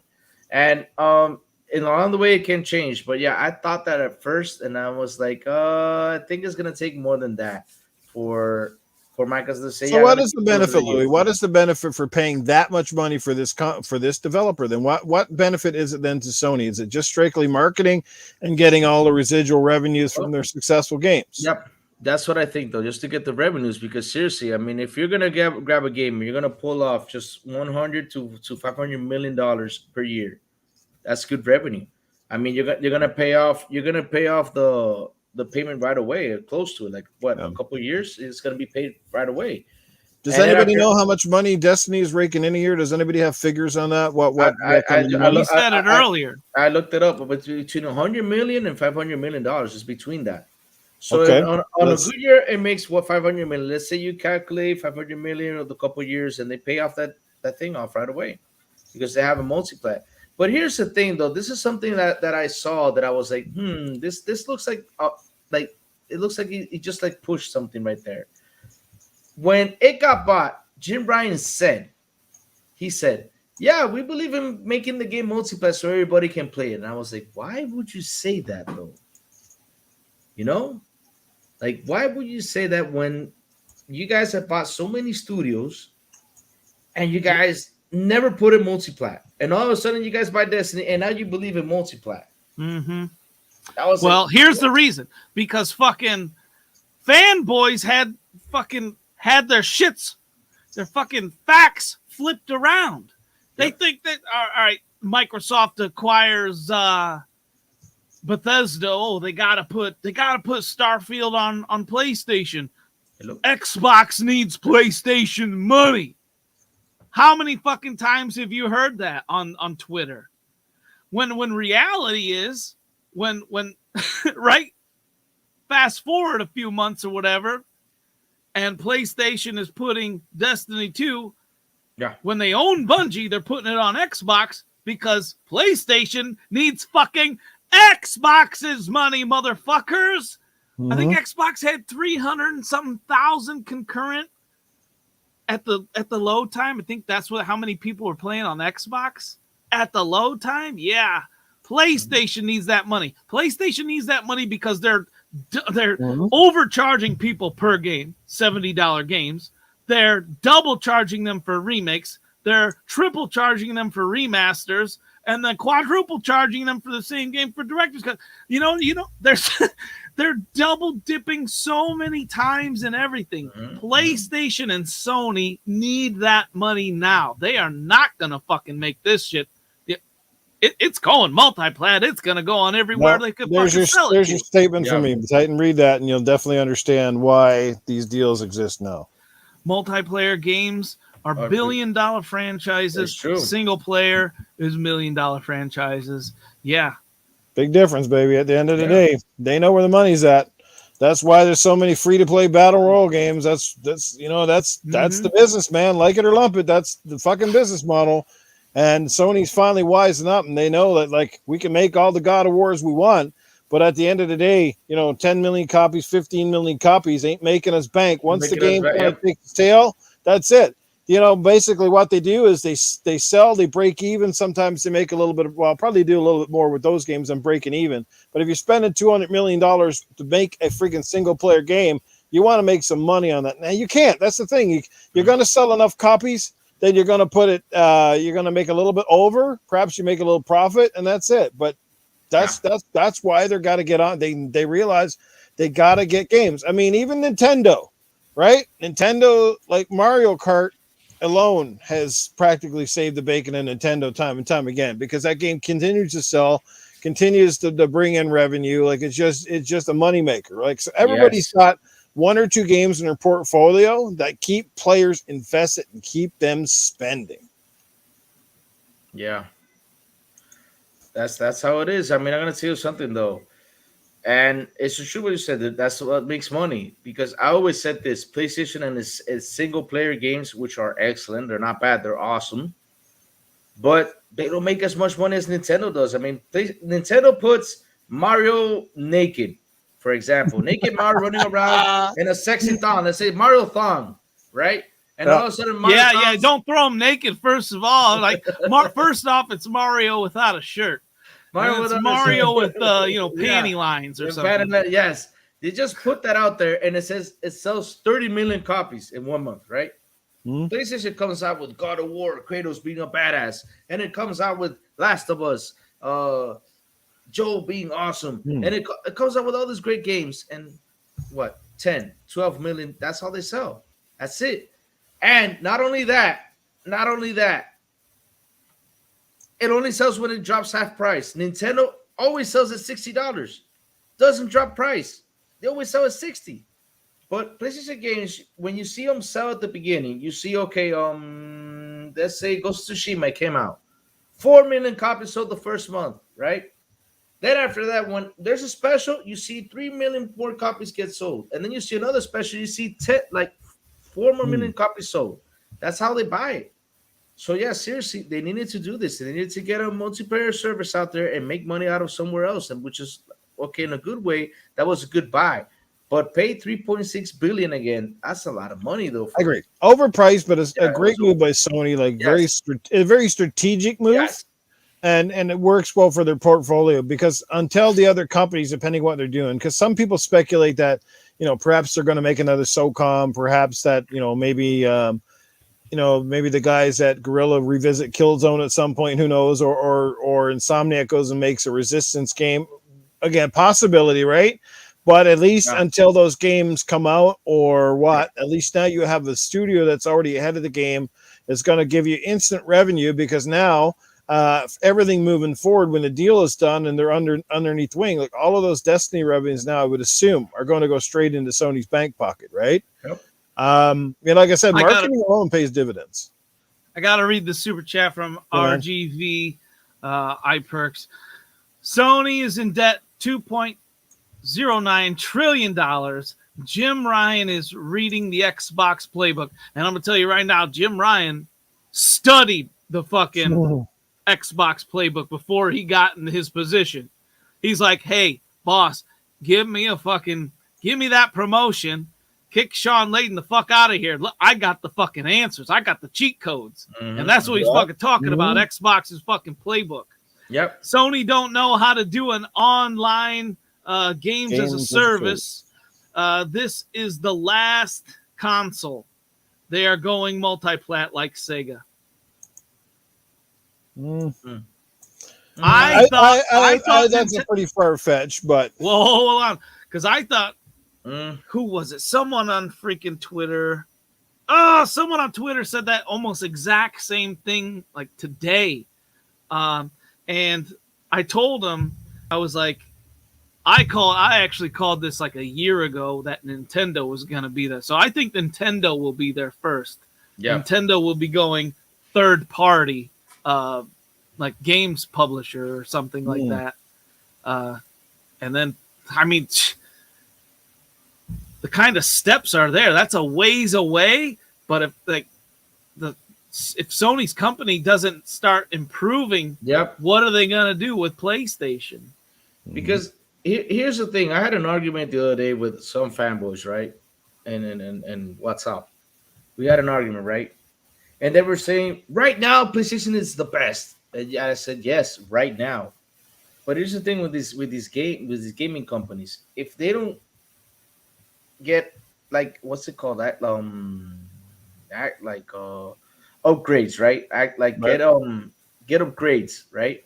If they don't go out and grab the new information, the new tech is out there, they're gonna stay right there, great. And the other guys, like for example, Microsoft, that's what they're doing. They're getting new tech, they're getting new stuff. I mean, I always mention this. When Todd Howard sat down the other day, he had an interview. I always say this. Todd Howard sat down and had an interview. He said about the AI tech and all that stuff. That right now it needs to get better and all that stuff. And I remembered, like today, I saw like the deal that went down with Sony and Microsoft in 2019. You guys read that deal? You know that strategic alliance deal? I don't know what you're talking about. The one about what was it? The cloud stuff? Yeah.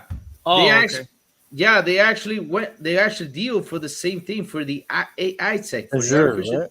Yeah, they deal for that.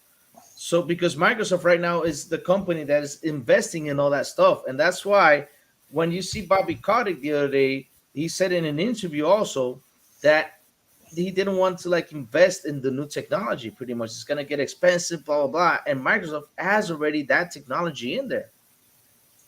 So if Sony does not start doing that and getting right now in what's going on today, they're going to stay right there where they are, which is great. But everybody just keeps moving forward, but you guys are stuck here. If you guys don't move, you're going to be stuck forever. Even Nintendo, I mean, Nintendo is doing pretty well the way it is, but pretty soon Nintendo has got to do something because they're going to stay right there, and it's not going to be good for them in the future, that's the truth. Crazy Greek dude in the chat. This dude is fucking, he's on a killtacular in the chat, man. I go up like, my God, scrolls, and I can't help but agree with Crazy Greek dude with everything he's saying in the chat, man. Mm-hmm. I can't believe we can't get you on the show, Crazy. That sucks, man. I really wish we could get you on here. No, he's welcome to come on if he's got the time. He's in the chat. So no, I asked him, and he said, I'm a bitch.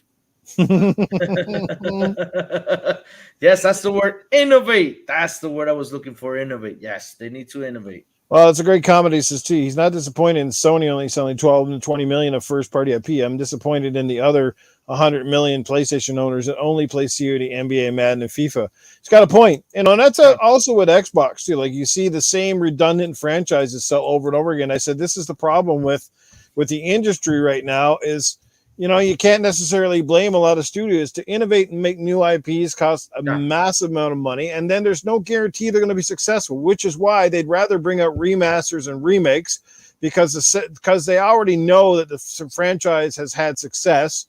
And then they can test the waters to see if the old fans will regurgitate and rebuy it again, and new fans will clamor to the success on the new franchises. So, and they spend bare minimum, right? Like it's a lot less money to make a remaster or a remake of a game than it is to go out and build from the ground up, right? But he's totally right. It is kind of saddening. It's more people need to support great games. That's the thing. Besides just sports games and certain shooters is all they buy.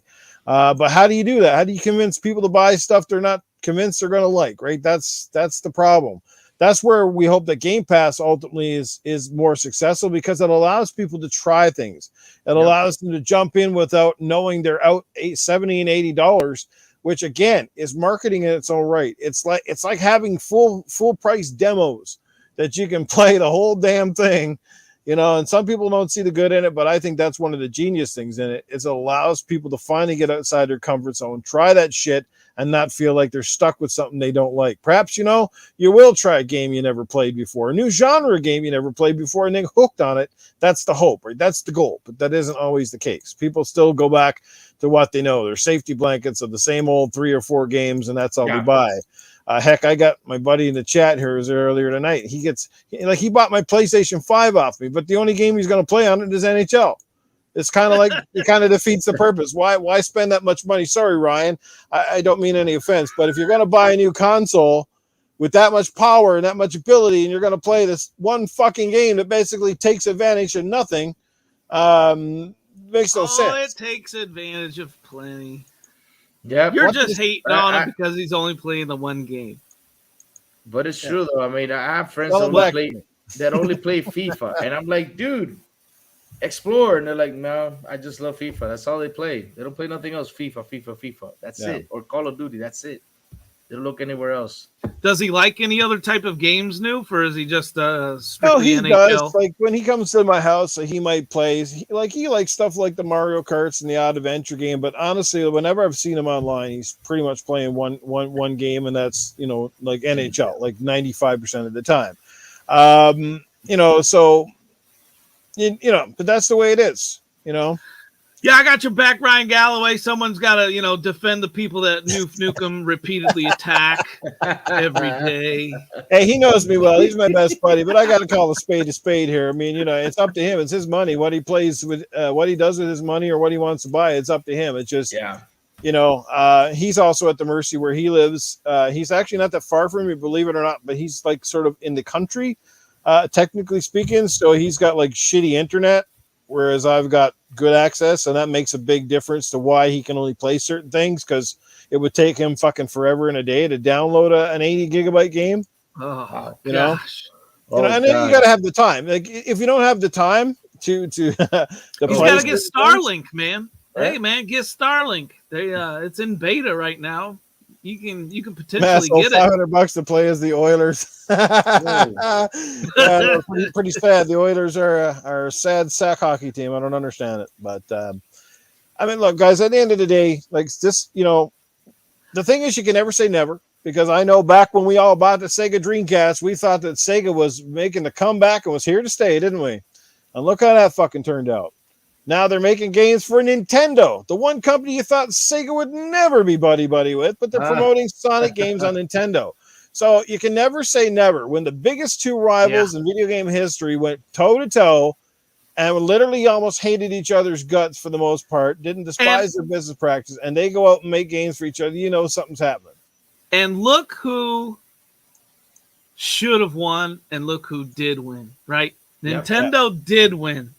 And they're fucking selling us fucking cardboard Labo, however many years down the road, and the same IP, and the worst technology out there. Do you think if Sega won that battle with Nintendo, let's fucking seriously think about this. If Sega won that battle with Nintendo, do you think Sega would be selling us Labo? Fucking hell, fuck no. Sega would be fucking swinging with the big dogs. They would be swinging with PlayStation, swinging with Xbox, acquiring fucking studios. Actually, if Sega had survived, I don't even know if Xbox would exist.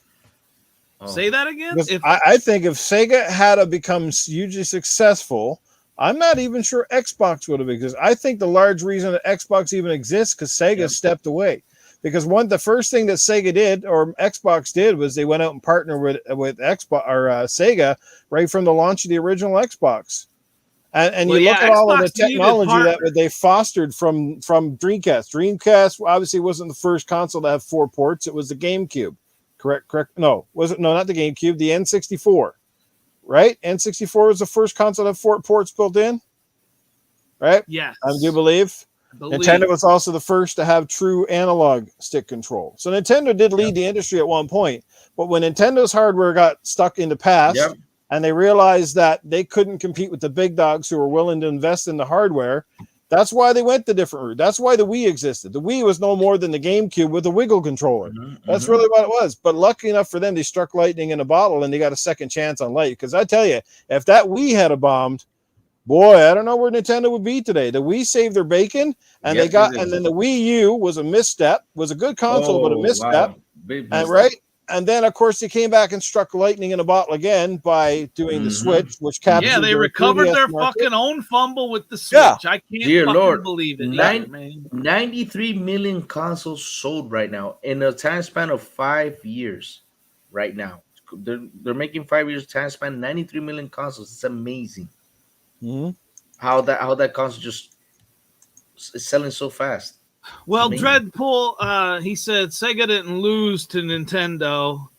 I'm not going to put it like that. I'm going to say Sega lost to Nintendo. But he said Sega screwed themselves out of the business. All right, so that's how they lost to Nintendo. Thanks, Dreadpool. Keep that fact in mind. So, I mean, you just explained to me how they lost to Nintendo. So let me ask everyone in the chat right now. Do you wish Sega won that battle with Nintendo? Do you wish Nintendo went the, third party, game creating route, third party publisher route, whatever? And how awesome would that be just to see Mario wherever kind of spread out instead of where he is now? You know what I think about this? What happened with Sega? I think Sega went crazy, like upgrading way too fast for its time. I remember when you had the Sega Genesis, right? All of a sudden, you get Sega CD. I remember I had a Sega CD. Sega 32X, then Sega CD, Sega 32X, and then Sega, I don't remember what it was. I mean, you got a transformer for a console right there, right? It was like a big transformer. And then all of a sudden, it came out with the Sega Saturn. I think it came out with the Sega Saturn to compete with PlayStation. But PlayStation pretty much grabbed like their marketing thing and started doing, their own marketing thing, which they did an awesome job with the marketing promotion. And in pretty much like you said, what happened there though, which is really important. How did Nintendo win this though? People forgot something. Sega was winning the competition because it had Mortal Kombat with blood. That's true. It was selling consoles left to right because of Mortal Kombat with blood. But and the mature version of that game. Yes. Yep. And when Mortal Kombat 2 came out, Nintendo said, screw it, let's put the blood in there. Which, Nintendo had the better sound, had the better picture, better everything. That's what Sega started. They were the fucking same. I can sum Sega up to you guys in one sentence. Have you ever fucking tried sticking your dick in your wife's asshole without telling her? Right? Well, guess what happens, right? Yeah. She gives you that yelp and a look, right? What the fuck are you doing? Well, that was Sega. Sega tried to shove too many fucking consoles up her asshole without fucking making sure the first one fit. That's what happened. They pissed everybody off. They pissed off the fans. They pissed off the retailers. And they had no fucking idea. If you read the book of the Console Wars and watched the videos, the big problem with fucking Sega was they had the fuckers in Japan running shit, fuckers over in America running shit, and they weren't running shit the same fucking way. One guy was going, Sonic the Hedgehog sucks. And the other guy, Sonic the Hedgehog is great. Cool. Look, we read the story about how Sonic the Hedgehog nearly didn't even happen because one guy thought he should be some fucking weird ass, I don't know what the fuck it was. And another guy had another idea. And it was Tom Kalinske that fucking had enough balls to walk in and say, we're going to do it like this. And trust me, it's going to sell over here. While the Japanese guys are going, no, it's not going to happen. It's not going to work because we're traditional. Where did we see? We watched the same fucking movie or something new. What the fuck was that? Because I remember Video the same Games exact the movie, wasn't it? What was Console that? War, it was Video Games the movie because didn't they make the movie The Console Wars, didn't they? Yeah, they did. They made a movie called Console Wars. I saw it. It's about they always kept saying how Sega of America and Sega Japan constantly fucking clashed, right? They had their way of doing business, and these guys had their way. That's what happened at the end. Yeah, right? Like at the end of everything, Japan was like saying this, and America was saying that. They were just clashing at the end. Yeah, they were going crazy. Yep. At the beginning, everything was fine, but as soon as Nintendo did this and all that stuff, they started clashing. Like, no, I don't want this. No, this. It was getting crazy. They had a big fight there. at the end. Portal Player in the chat said PlayStation was the one that beat Sega. It wasn't Nintendo who beat them. Portal Player, it was Nintendo versus fucking Nintendo, Sega, man. Those were the two titans. All right, they fucking went at it, right? The two titans at the time went the fuck at it. Fucking Nintendo's beating them down, beating Sega down, and then that's when PlayStation just landed the final blow. And that's the funny part, because Sony basically existed because Nintendo didn't want to let Sony make the DVD player. Yep. The CD player. They were supposed to make the CD player for Nintendo, and the fucking Nintendo, I don't know what happened, but it fell through. So Sony decided, well, I guess we're going into business on our own here. Oh, man. Remember those times? 3DO, Panasonic, Philips CDI. Oh, Lord. All this stuff. Atari. What was it? Atari Jaguar. Oh, my God. That was the worst one. But, like the game, that's the thing. Like the games industry now is so much different than where it was back then. And that's largely because of the internet and, and marketing and social media and stuff now. I mean, can you imagine console wars in the 80s and 90s if we had social media around now the way it is? It would have been cutthroat, because back then it was ruthless, but you only could do it by like going to school and ragging on your friends or whatever. You didn't have a publication or a media to jump on. Can I say something real quick here? Go ahead, brother. It says here, wait, Spennervis said, it was PlayStation. Let me tell you something, though. If you look at the marketing videos of PlayStation back in the day, if you remember this, when Crash Bandicoot went to the big dog, he did not go to Sega, no. They went straight to the big dog, which was Nintendo. He grabbed, what's it called, a megaphone, the thing that you shout into? You shout into the crowd. He grabbed one of those, and he did a commercial saying, pretty boy, yelling at Nintendo. Crash, Nintendo was the big dog back in the day. It actually did beat Sega. That's why PlayStation went and attacked Nintendo, not Sega. So Nintendo beat Sega along the way. So, and then PlayStation just finished it off by doing what Sega was doing to compete. Well, like I said, Sony was very opportunistic. They came in while the market was hot. They came in with a hot product in the PlayStation itself. You know what I mean? It was like nothing we had seen before. It was emulating the arcade. Sega made a big blunder with Saturn. It was overpriced. It was underpowered. It did great for the 2D fighters and all that stuff out of Japan, but over here it was hot in Japan. Sega Saturn did well, but over here it was the complete opposite of the Genesis, where it just Sega Saturn tanked in North America. Nobody bought it. And again, if you watch the documentary, how they burn the retailers, how they burn the fans. They tried so hard to sneak launch this thing out and get it out before PlayStation that they shot themselves in the foot, and then they tried to make up with it for Dreamcast, but it was a little bit too late. That was the problem. Dreamcast was amazing, had great software, was ahead of the curve technology-wise, still a beloved console to this day, but it was too little, too late. And then, of course, when Sega lost the EA rights as well and had to make their own sports franchises, that was another big blow. I mean, thank God they made amazing sports games on the Dreamcast. Thank God for Visual Concepts and those guys who turned the franchises into amazing things. But again, you're going up against EA, and EA made games for PlayStation then, right? Yeah. So, but we could go on another tangent on this shit. Oh, real quick, Crazy Greek dude, no shit, dude. I was the same way. He said, believe it or not, I was really anti-CD. He was like, loading screens. I was like, give me cartridges all day, because they fucking cartridges loaded fucking immediately. CDs, you gotta load the level and all this shit. I was the same way, Crazy Greek dude. I am not even fucking kidding. I was like that for like a year until I learned the fact that the difference in the quality of audio, from like a cartridge to a CD is like night and day. It was so ridiculous. So I completely agree. Like for like a whole year, I was like, why the fuck would they do this? Like CDs. And I was like, are they cheaper? Because I was thinking all these things, but I didn't have a podcast to ask fucking people about because the shit didn't exist. That's too bad, ain't it? All we had was Game Pro and Nintendo Power back. Could you imagine fucking podcasts when we were in our prime? The thing too, you look at Sega Saturn, right? What was the number one franchise that made Sega really, really big on the Genesis? Sonic the Hedgehog, right? It was a revolutionary game that basically took them from being big to huge. It was finally the answer to Mario that Sega had searched for during the 8-bit era.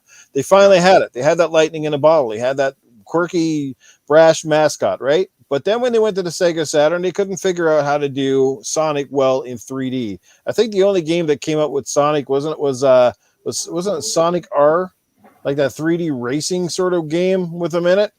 So that was a big blow to them, right? And then they lost after the first year or two with Sega Saturn. They lost like a lot of the publishers got off board because Saturn was harder to develop for, and it was taking a lot longer. And of course, when the numbers dwindled, it's like everything. They jump ship and they go with the people that are hot, right? Yeah. Hey, Louis, your friend is in the chat. Caper Grant. Oh, no. Oh my God. I'm still embarrassed because of that. Oh Lord. Yeah, Virtua Fighter at the time, right? But Virtua Fighter was an arcade fighting game, and I don't know, like there's 101 reasons. Like I said, we could be here all night. I mean, there's literally not one thing that downside Sega. It was a conglomeration of a lot of different things. It just that didn't go right. I'm sure they learned a lot of lessons, but at the end of the day, they jumped out of hardware. And at the end of the day, we never know. We could see somebody else jump out. I mean, it didn't take very long for Google to give up on Stadia, did it? And they got lots of money. Did you see? All right, another funny fact: people playing Destiny 2 on Stadia, like less than 6,000. Yeah. That's fucking crazy, that's right? fucking hilarious. Xbox is like at 300 something thousand, and Stadia is under 6,000. My God. 6,000 fucking people playing one game on Stadia. Yeah. When is that shit gonna fucking sink already? I think it's on the bottom of that at the Atlantic Ocean here right now. It's gasping for air. Right now, Stadia, if you're a Sea of Thieves fan, Stadia is the ship that's fucking on fire at all 3 levels of your fucking galleon. And there's fucking holes at the bottom. There's holes in the middle. There's holes in the fucking top. Everyone's fucking splooshing out water and fucking trying to put it out on top of the fucking boat, like put out the fire and trying to repair holes. Reminds me of a great joke. What's the difference between the Titanic and your mother? More people went down than your mother. Shit. But anyway, my final thought is I think that Sony, I think it was a good move for them. Yeah. Like I said, perhaps they overpaid, but you know what? Honestly, and who knows, in 6 or 7 years' time, you might look back and say it was a bargain of a deal. I mean, because we kind of balked at the $250 that they paid for Insomniac, and now you look at them and you go, my God, that was a unanimous steal. You know what I mean? So like I said, it's all perspective, and we don't know what's up their sleeve, but it's definitely a huge boost to them. They've been struggling to find a multiplayer hit to bring in that constant revenue and to help other studios. And they might be able to help other studios within their portfolio, make a successful franchise or a successful game. You know what I mean? And they might have different avenues too. If they're planning on making their own service in the vein of Game Pass, pretty sure this is going to pay off huge dividends there as well. Chase Jones says, yeah, Stadia was fun because I could play it at work from time to time, but didn't make me want to keep it after the trial finished, to be honest. Yeah. Freaking, well, when they started closing down their own studios, that's when, because I was like, oh, when I first saw that Stadia, when that shit first launched, when they had their initial announcement, I was impressed. And everyone else came out, hating on the idea. I had an open mind about it. I thought it could potentially be something, but when it finally came out there, what they offered is just lacking, worse than fucking all the Sea of Thieves jokes when it first came out. The Kraken is lacking. Well, fucking Stadia is lacking, man. And what are they adding to that service? I saw a tweet today. I saw the Game Pass editions, and then I saw the Stadia editions, and oh my God. fucking Stadia is offering is ridiculous, man. It's just, how do they expect to stay afloat? I don't know. Mm-hmm. Yeah. I mean, I wanted to try it, but it doesn't work here either. So, yeah. Yeah, no, like Stadia, one of those things almost ahead of its time, but I get why they launched when they did, because they figured they would jump in with the iron is hot and get on top of things. But sometimes when you're just not ready for tech, it's a hard gamble. You know what I mean? Noof, the tech isn't really the thing in question. I haven't heard any people complaining about the technology. Mm-hmm. It's you got to have games. Offering. You got to have games. You got to have studios that makes, because when they came out, what were they offering? The same games that we were playing on Xbox and PlayStation. Yeah. So it's like, why can you convince me to spend money every month to play the same fucking game that I'm playing on my Xbox or PlayStation? And then you're telling me it's got to be streamed, which obviously offers a lot of question marks. My internet goes down, I'm screwed. If the bandwidth goes down, I'm probably screwed. Nobody wants to play, your favorite games with input lag and shit like that. So, until that's almost foolproof, and you have IPs that you can only play on a Stadia that people actually want to buy. Remember, they created a couple of the studios, didn't they? Weren't they the ones that got Jade Raymond? She came over to lead a studio there, and then of course she just left them like a few months back. I'm pretty sure it was. She went over there to start. Remember Jade Raymond? She was one of the popular people from which studio did she start up there? I don't remember her. I remember some dude that was like famous for. Well, they brought over Phil Harrison, who led Nintendo to some success. Phil Harrison. That's him. Yeah, and Jade Raymond. They had some big names that came on to help out, but again, like Portal, game streaming is a tough sell for people, and it's another device. It's another essentially console. And the big thing I don't know, Google owns friggin' YouTube. How come we didn't see our YouTubes bombasted with Stadia ads? Did anybody see a lot of Stadia ads? Because I didn't. Yeah, No. exactly. Why would you not have that everywhere? Like every freaking ad is Stadia on the biggest, pretty much advertising platform in the world right now outside of Facebook. Exactly. They should have lit that whole thing up. I would have had it everywhere. You would have not avoided Stadia. You would have had dreams about the fucking thing. It would have been so many places. Someone dropped the fucking ball there. Whoever their advertising people are, like they have the fucking gold mine of advertising at their feet, and they just RG Viper, no Stadia ads at all. Yeah, in the chat, if you saw any Stadia ads on YouTube, let me know, because I didn't see shit. They didn't see anything. That's the truth, though. But here's the thing, though. Why I don't understand why they didn't before give it like a tech run, like what Microsoft did with the cloud. I mean, they're still in beta. They should have just given it a tech run, and probably by the future, because they should have waited like a couple more years to release that. I mean, it was a good thing to release it back then. Okay, yeah. I give you a tip. I'll give you, like Matt. That was an awesome move, but it was just not for that time. You should have waited a couple more years and done a tech run around. The reason why they did that is because they wanted to beat Microsoft to the punch.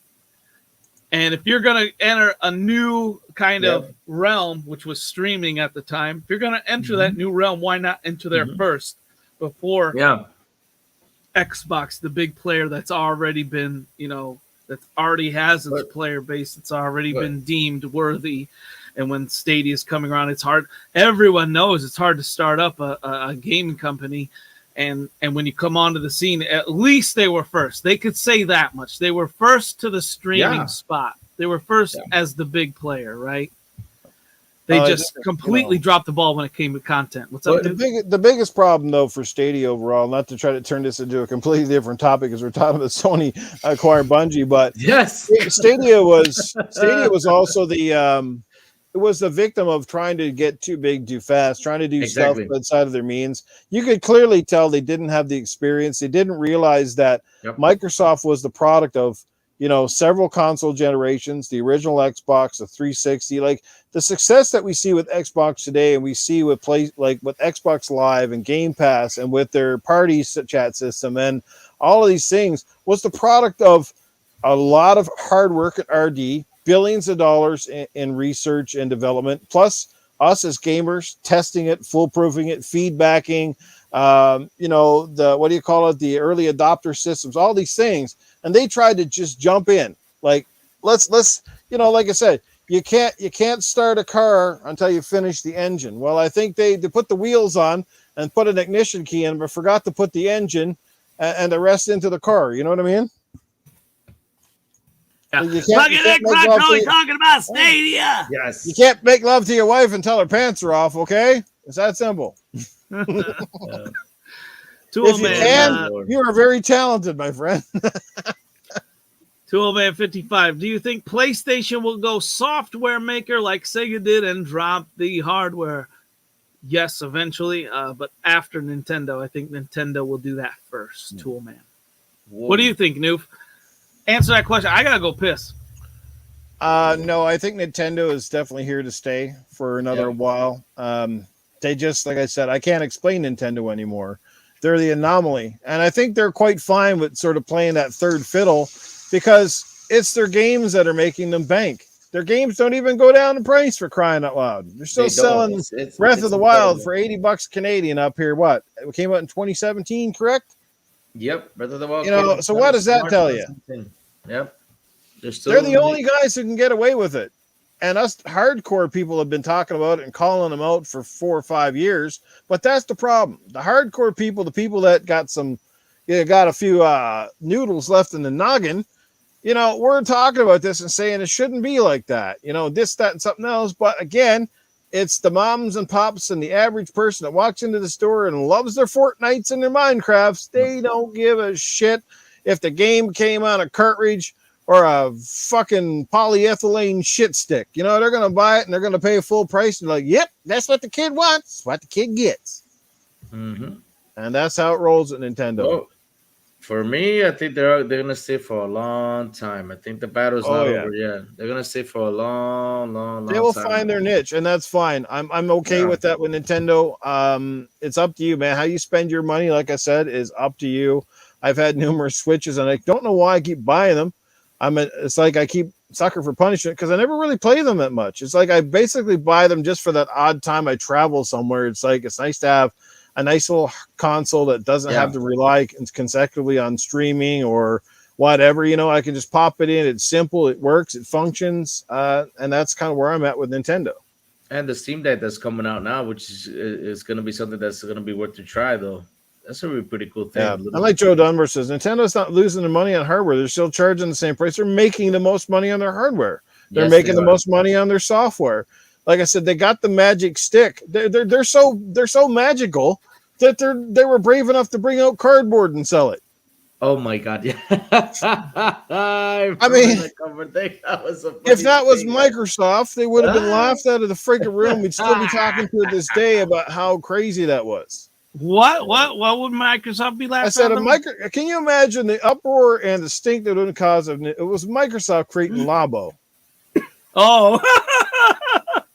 I'm pretty sure the guy's still making videos on it. Yeah, it would never be lived down, never.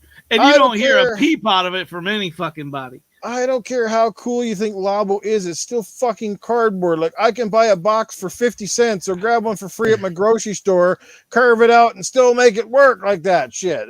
Oh, my God. Lupa says Nintendo needs a home console, not a handheld. The thing is, Lupa, everybody's like that. There's this thing that I read every year. I forgot what's it called. And they tell you where do people game the most, though. And people game the most on cell phones now. So that's why Nintendo went this way with this console. Because it's true. Like, for example, Japan is a mad seller for Nintendo Switches because they're always on the go. They don't stay still at home. And not only that, they live in small spaces to have a big console or big TV there, you know? So it's a good way to keep things on the go. And that was a pretty good move that Nintendo made the console handheld. Also, you can put it on home if you want to play it at home. So it was a pretty good move, to be honest, though. For them, it was pretty good. So that way they could just work on that, and not only that, now work on what's the other product, the Nintendo DS. Was it before 3DS? Oh, yeah, the DS and the DS Lite and the fucking DS. I screwed your mother edition. And, So pretty much Nintendo should have partnered with the Pi phone. Now, let me tell you though, if it ever came down to it, where Nintendo partners with someone, that could be a scary proposition. That's where I think that's cool. Like just thinking about it, either which way, whether they say they partnered somehow with Sega or Sega, partnered somehow with Sony, or they partner with Microsoft. Could you just imagine? It's a crazy thought because that would definitely give them massive dominance. Percolator, what's up, buddy? Oh my God, I know my president has no Titan Drago face. Well, there you got it, live in the flesh, Mr. Yellow Water himself. No face. I know you were screaming about not seeing my face, so here I am, percolator. Yeah, 3DS, 3DS XL, 2DS, 2DS XL. Yes. Oh dear Lord! Oh my God! Too many DS. Yeah, like I swear to God, I think there was more Nintendo 3DS consoles than there were pant sizes. Jesus. Oh my God! Let's put a new feature on this one and call it a new console. And then they started taking away the feature, right? Let's make the 3DS, and then you start taking away the 3D, which was the promotional feature, to make a 2DS. Yes. Like, oh my God, this is just going berserk. That's just like, ugh. It's almost like PlayStation, where the demand is for PS5s, but now they gone back to making PS4s. Like, how the fuck does that make any sense? Wow.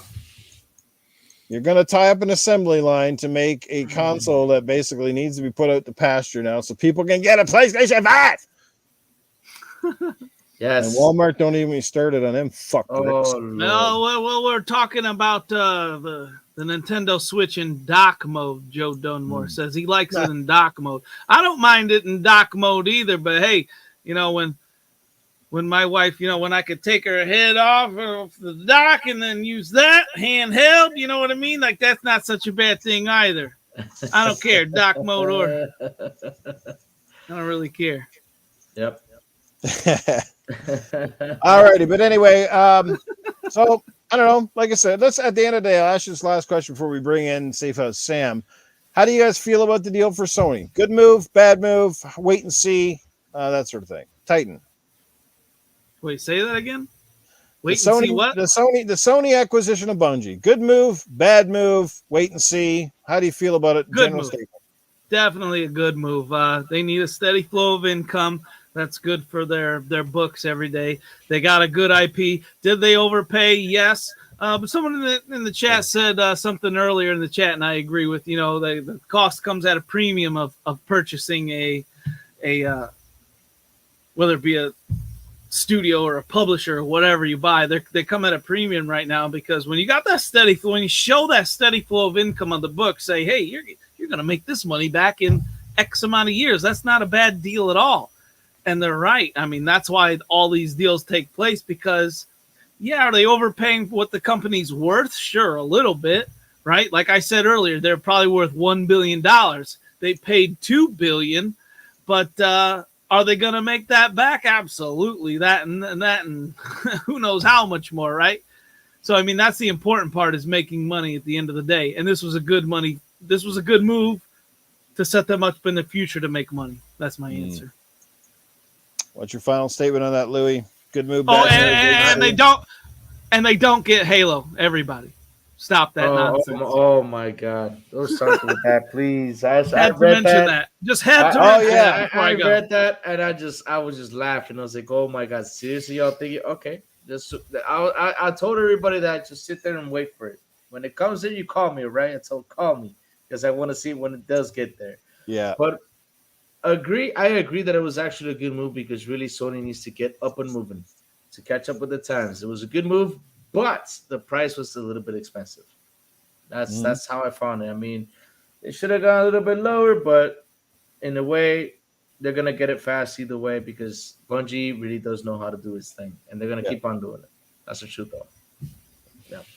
Amen. You know, and Portal, yes, I agree. The Switch is successful because it was a genius design, and by all means, yes, it mightn't have been the most powerful, but yes, it was, because what it did for them for the first time, and I said this on a podcast a few weeks ago. Think about it. They got the home console because they made it to you hook up to your TV, but the biggest part was by making it undockable and taking it places. They basically got rid of the two console system they always sold. They always had a home console and then they had a portable, right? Now you didn't have to make a portable, because you had a home console and a portable all wrapped in one. And that's the biggest reason it was a big seller, because people could take the famous Nintendo games anywhere they wanted to go. I mean, most people probably still play it docked, but it was the facts that you could take it was the big plus. And then, of course, for those who complained about the price, it was like, well, we have the Switch Lite for you. If you just let it go on the road, there's your console, save $100, whatever it is. Genius ideas, you know. Love them or hate them, Nintendo does some crazy shit that, like I said, They keep striking that lightning in a bottle. But we're not here to talk about Nintendo. They're doing their own thing, and the game industry is better off for it. No matter how you look at it, we can't see the industry without them in it. Looking forward to seeing what they do, because it feels like it's been a quiet time for those guys. Like, they really haven't made any super big announcements, really haven't blown us away with anything over the past while.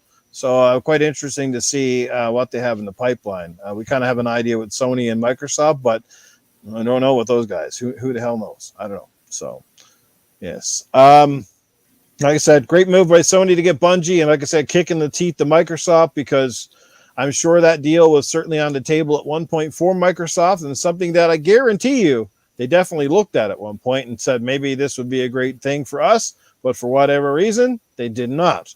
And now Sony and Bungie are bedfellows together, and we'll see how that relationship transpires in the coming years, much like the Activision and Bethesda relationship with Xbox. And again, it could be on a case-by-case basis with games moving forward. We don't really know. Things can change. I mean, obviously, I guess Bungie just wants to take we're going to do it our way for the time being, but a lot can change with the success or lack thereof of IPs moving forward.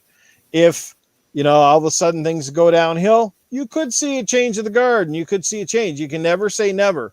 Just because you said today, oh, we want to be independent, doesn't mean, I'm pretty sure nobody thought Bethesda would be selling out. Pretty sure nobody thought Activision would be selling out. So don't be saying, oh, nothing's going to happen, or nothing's going to change, or this won't stay exclusive, or that will stay exclusive, because you just freaking don't know.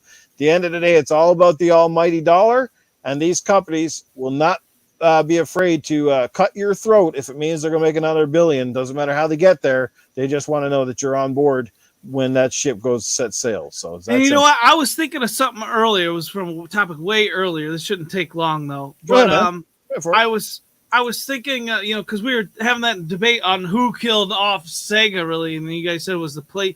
I saw a lot of comparisons of the PlayStation 1 dominated the Sega Saturn. That's true and all, but the best Sega system out of all of them, whether you think it would either be the Sega Master System, but a lot of people would say it was the Sega Dreamcast, which came after the PlayStation 1, which was, I think PlayStation Dreamcast was probably the coolest fucking console, and I don't think anyone would fucking deny that PlayStation Dreamcast was amazing. And really, who destroyed them? Fucking Pirates. Yep. Pirates fucking ended Sega. That's pretty much what the fuck happened. Yeah, it was pretty hackable system, yeah.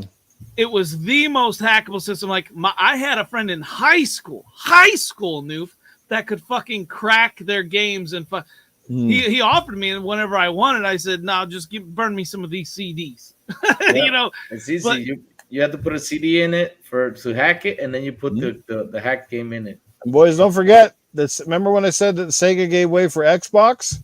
Because look at what the Dreamcast was running, Windows CE. Yeah, but pretty modified version of Windows CE. But the funny thing is, all of them were hackable except for Nintendo, I think. Yeah, all of them were hackable. I mean, I remember PlayStation was hackable. You got to put a chip in it. PlayStation 2, you got to put a chip in it. PlayStation 3 was not hackable. Asking Nintendo don't take 5 minutes before they go and sue your ass and fucking find you out the business. I mean, heck, you can't even post videos on Nintendo half the time before you're getting copyright strikes and Nintendo sending you a message.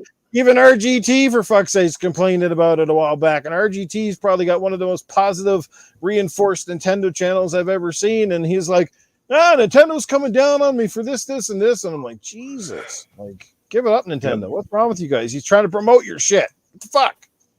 Yep. They don't want nothing to do with nobody unless they're doing it themselves. It's kind of weird. No, I will put on condom myself. Get the fuck out of here.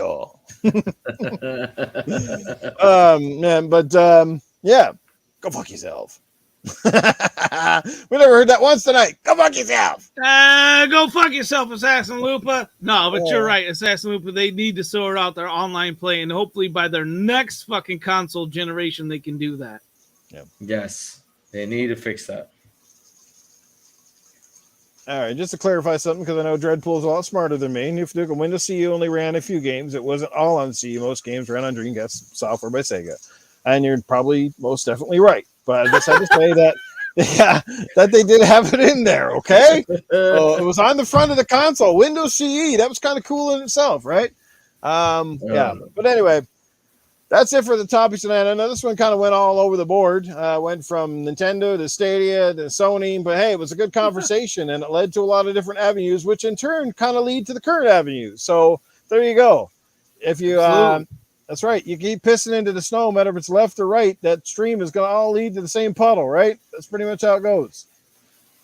Right, Crazy Louie? Yes. Hackers finished off right. the Dreamcast. If You are hackers didn't fucking hack every fucking game and cripple their fucking income, then fucking Dreamcast would have dominated.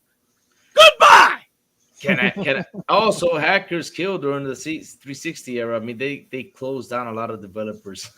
Yeah, no, it's crazy how bad hacking was back in those days for sure. Yeah. Oh Lord. All right. So before we leave the show, guys, all right, we're gonna have a we didn't hear him earlier, but now we have a special guest appearance by the one, the only Safe House Sam. So Safe House Sam is in the building. What's going on, Sam? Everybody, Safe House Sam here, baby. I'm in a feisty mood tonight. Let me tell you, I'm ready to go. I'm ready to chew bubblegum and kick ass. And I'm all out of that bubblegum. Let me tell you, so let's go, boys. You got some questions up in here for the Safe House man, because I am ready. I'm ready to rumble, baby. Let's go. What kind of questions you got for the man here? Let's break it down, baby. Chat, give me some questions in the chat for Safe House Sam before we close this show out. I guess I'll have to start, won't I? You can start with that first. Don't eat the yellow snow, guys, okay? Drago? Don't eat the yellow. $2. Thanks, Splendiferous. Good to see you here. All right. Splendiferous, it's funny you say that because that's actually my favorite VGS. Actually, it's not even a VGS. It's an automatic voice prompt when you're you have to play Gavin Smite. And you have to play the winter skin. But when he turns into a snowball, he goes, "Don't you eat that yellow snow." And if you hit someone with that ability, he says, "Ooh, you ate it." Goddamn, Titan, you're fucking still bringing up that smite. Jesus Christ. Holy fuck. Keep going, Safe House. Lord. Give it to me. What do you think about the blue hair on the bimbo? I know, man. It's been a long time since I've seen any hair but my own pubes. So having this little cute chick coming in, what was her name? Flufferilla, whatever the fuck her name was. She coming in here with a nice blue locks. Yeah, for some fucking reason, I don't know. I was getting like some Smurfette vibes up in here. I was like, yeah, I'm gonna take you to town. I'm gonna pull on them ponytails or whatever. We gonna get nasty up in here. That's right. When I'm done with you, you won't be blue. You'll be singing a song and smell like poo. Let's go.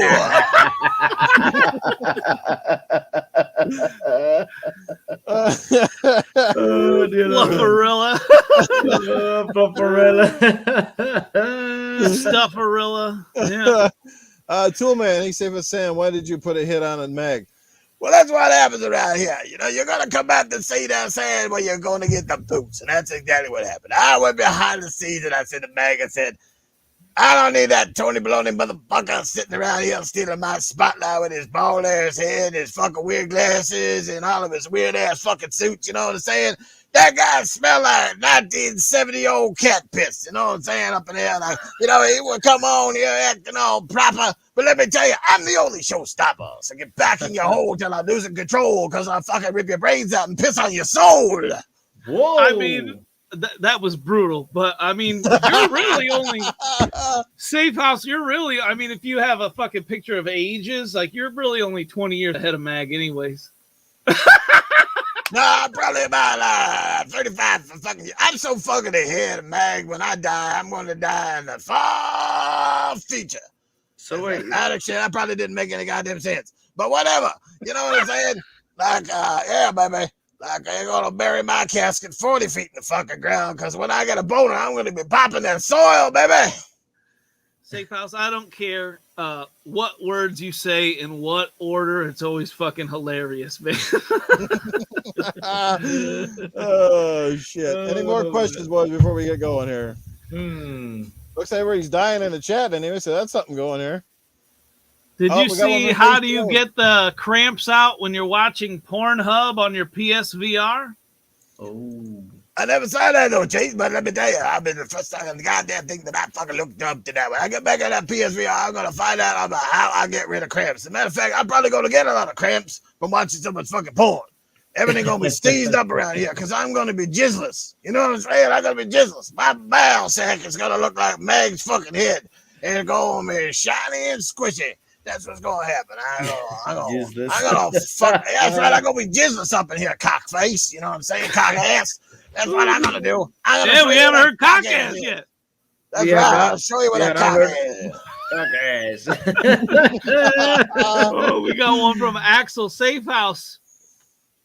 3 What? a.m. Why is it legal of PlayStation gamers to be part of the Pegasus Nation in Alabama?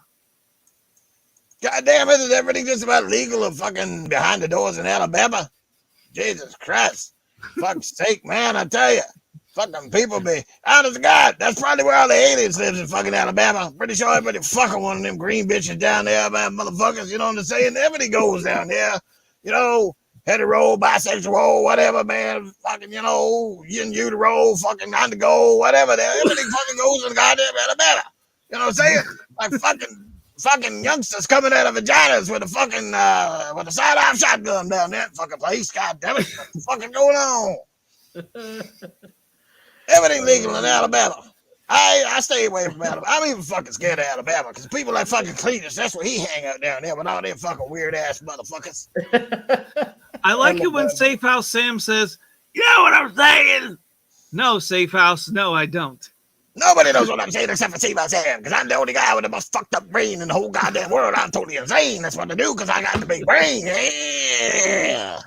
I'm on a new fucking trip tonight, baby. Let me tell you, I'm gonna turn this show upside down. I'm gonna make you turn red until you go brown. That's what I do, because I won't take it down. So pretty much, he's the next evolution of us, Princess Zelda. He's the next evolution. We'll get to his level eventually. You would need a degree in psychiatry. That's right, I said it. Psychiatry, not psychology, psychiatry to understand what Sam is bringing to the label, baby. Yeah. Sam. I coined a new fucking school subject, psychiatry. That's what you do. That's how you learn to be a wacky motherfucker when you get no fucking shit, baby. Go fuck yourself. My chins are hurting now. You never My jerked chins are off hurting. until yourself like you're fucking dehydrated? You know what I'm saying? You look down, you started out with a giant bologna stick, and then you fucking look down after it's like a fucking wet sock. You know what I'm saying? It's like, what the fuck happened to that motherfucker? He was like filling up my hands, and now he wants to go down the drain. You know what I'm saying? Like, what the fuck, man? You know. Oh my god. Oh my god, man. Oh my god. Oh man. I mean, my cheeks are hurting, man, for all this laughing. Save Sam, what'd you discover when you took psychedelic mushrooms? Safe House was on another level tonight. I'm just gonna say I gotta end off here and just say, man, it must have been because Flufferilla came up in here today. It was all that blue fucking hair. It fucking turned on some faucet inside of me, and I felt juices flow that I haven't felt in years. He remembered your name longer than I remembered most names than when I was in the Navy. So it's not Flufferilla? Did I get it wrong? No, you were right. Oh, right. That's what I'm saying, because when I was in the Navy, I couldn't remember a broad's name for more than 2 minutes. I know it's wrong, but I like the name Flufferilla better. It sounds real good. You know, I'm gonna be giving it to her in the ass and holding the pigtails and be like, yeah, Flufferilla. Let's go. I don't need no Fifi Bunghole or whatever the fuck her first name was. Fifi 54 Fee 54 Fum motherfucker. He's so dumb. I don't know what the fuck it was. God damn it. Where Stephen Sam Cletus would be in Alabama. Ernie's Hollywood. Sam, I have no idea.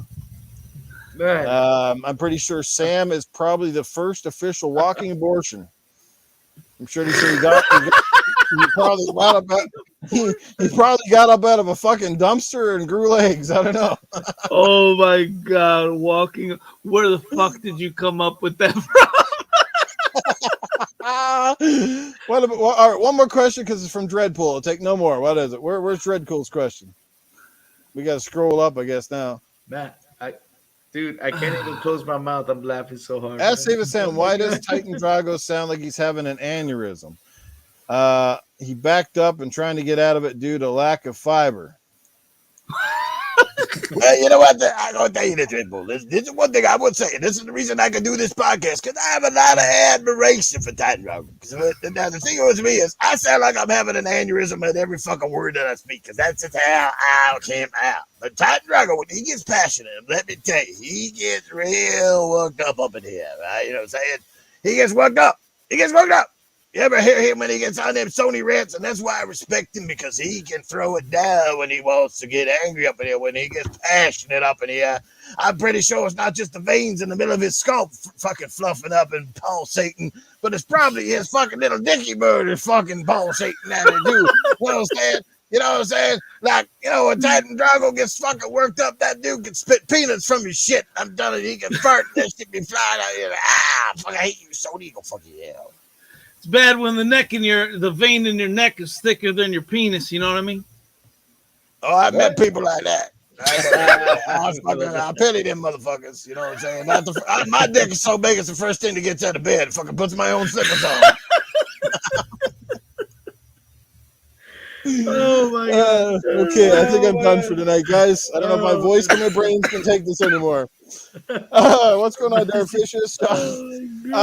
Anyway, guys, I think it's safe to say that was definitely Safe House of Sam's craziest 5-10 minutes of podcasting ever. But let's let everybody get out of here. Let's start with our amazing guest, Crazy Lui. He did not disappoint tonight. Brought the heat on the street, even brought in his Flufferilla character, and that's not the name. But it was awesome time having you here, Crazy Lui. Hope you enjoyed it, and we'd love to get you back in the future, sir. Let people know what's happening with your channel, where they can check you out on social media, and all of that good stuff. Well, guys, I mean, you can find me always on Twitter as Crazy Lui Gaming, where I gotta stop taking showers because Lupa said nobody likes my shower videos. So yeah, I gotta stop taking showers. But like I said, I promise you one more Lupa with the song. So yeah. You can find me at Crazy Lui Gaming at Twitter, and also you can find me on Wednesdays on Crazy Lui Gaming channel on Xbox Internationals at 7 p.m. ET, guys. Where me, Mr. Joanna Dark, Silent Cypher, Sour Blow, all talk about gaming, guys. What did Lupa say? Sour blow. What's that? What happens when the wife gives you fucking a little head job after eating too many sour gummy bears? All right, and next over to the man that brings that comment back to sense, the one, the only Titan Drago, live in the flesh on camera tonight, rocking and rolling. Titan, good to have you here as always. Me and you are not going anywhere, brother. We are still here for the long haul, so let people know where they can catch up with you and what's happening. Everything at Titan Drago, everybody. Yeah, if you're ever like not satisfied with this podcast, like you haven't heard enough of Smite talk, I do stream Smite from now and again, usually just for my buddy Whiskey when he's at work. But yeah, you can find me there too on my Twitch at Titan Drago. But anyways, yeah, it was a great show tonight. Crazy, it was awesome having you on. Thanks, man. Common Sense Award tonight. My God. I mean, this was probably like I said, he had a kill-tacular. Crazy Greek dude, man. Steady stream of facts in a row record for Crazy Greek dude tonight. So Crazy Greek dude, you got the Common Sense Award for this week, buddy. Until next week, everybody should try and be a little bit more like Crazy Greek dude and bring the common back to sense. Absolutely. When I'm not hanging out here with this crazy chap and our fantastic guests, you can find me on Sunday mornings with Axel, Cool Cat, Terry, Scrubner, Cerebral Paul, and Eternal Shaddai on Good Morning Xbox, which is 9 a.m. Eastern, 7 a.m. Mountain Time. And don't forget that show is a G-rated show. So if this one's a little too risque for you, if the language and innuendo are a little bit too much for you guys or your kids, which I don't recommend you have your kids listen to this show because they're going to start asking you a lot of weird questions, like perhaps, what is a cock ass? So, yeah. But anyway, Fun times. Find me there and find me back here again next week. We'll look forward to another fantastic guest on our show.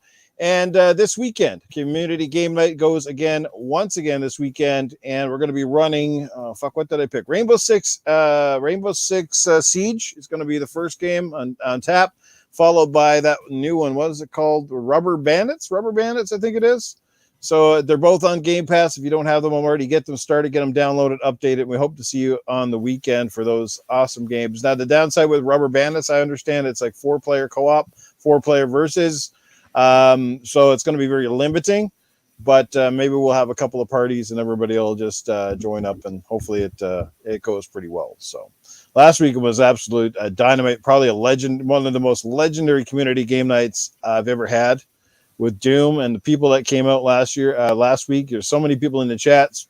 Crazy Lui was part of the game. He can tell you from his own perspective. Caper Grant was there. The list goes on. We had an unbelievable time, and the conversations and the laughs. And Doom is so underrated. I do not understand how that game is not one of the most beloved and played multiplayer out there, period. But anyway, guys, that is it. We'll see you again here next week. I hope you enjoyed the show. I appreciate all the likes, especially the subs. So get off your lazy fingers. Hit that sub button. Tell all your friends. And hope to see you back here again. But until then, have yourself a great night. Take care, everybody. Bye-bye.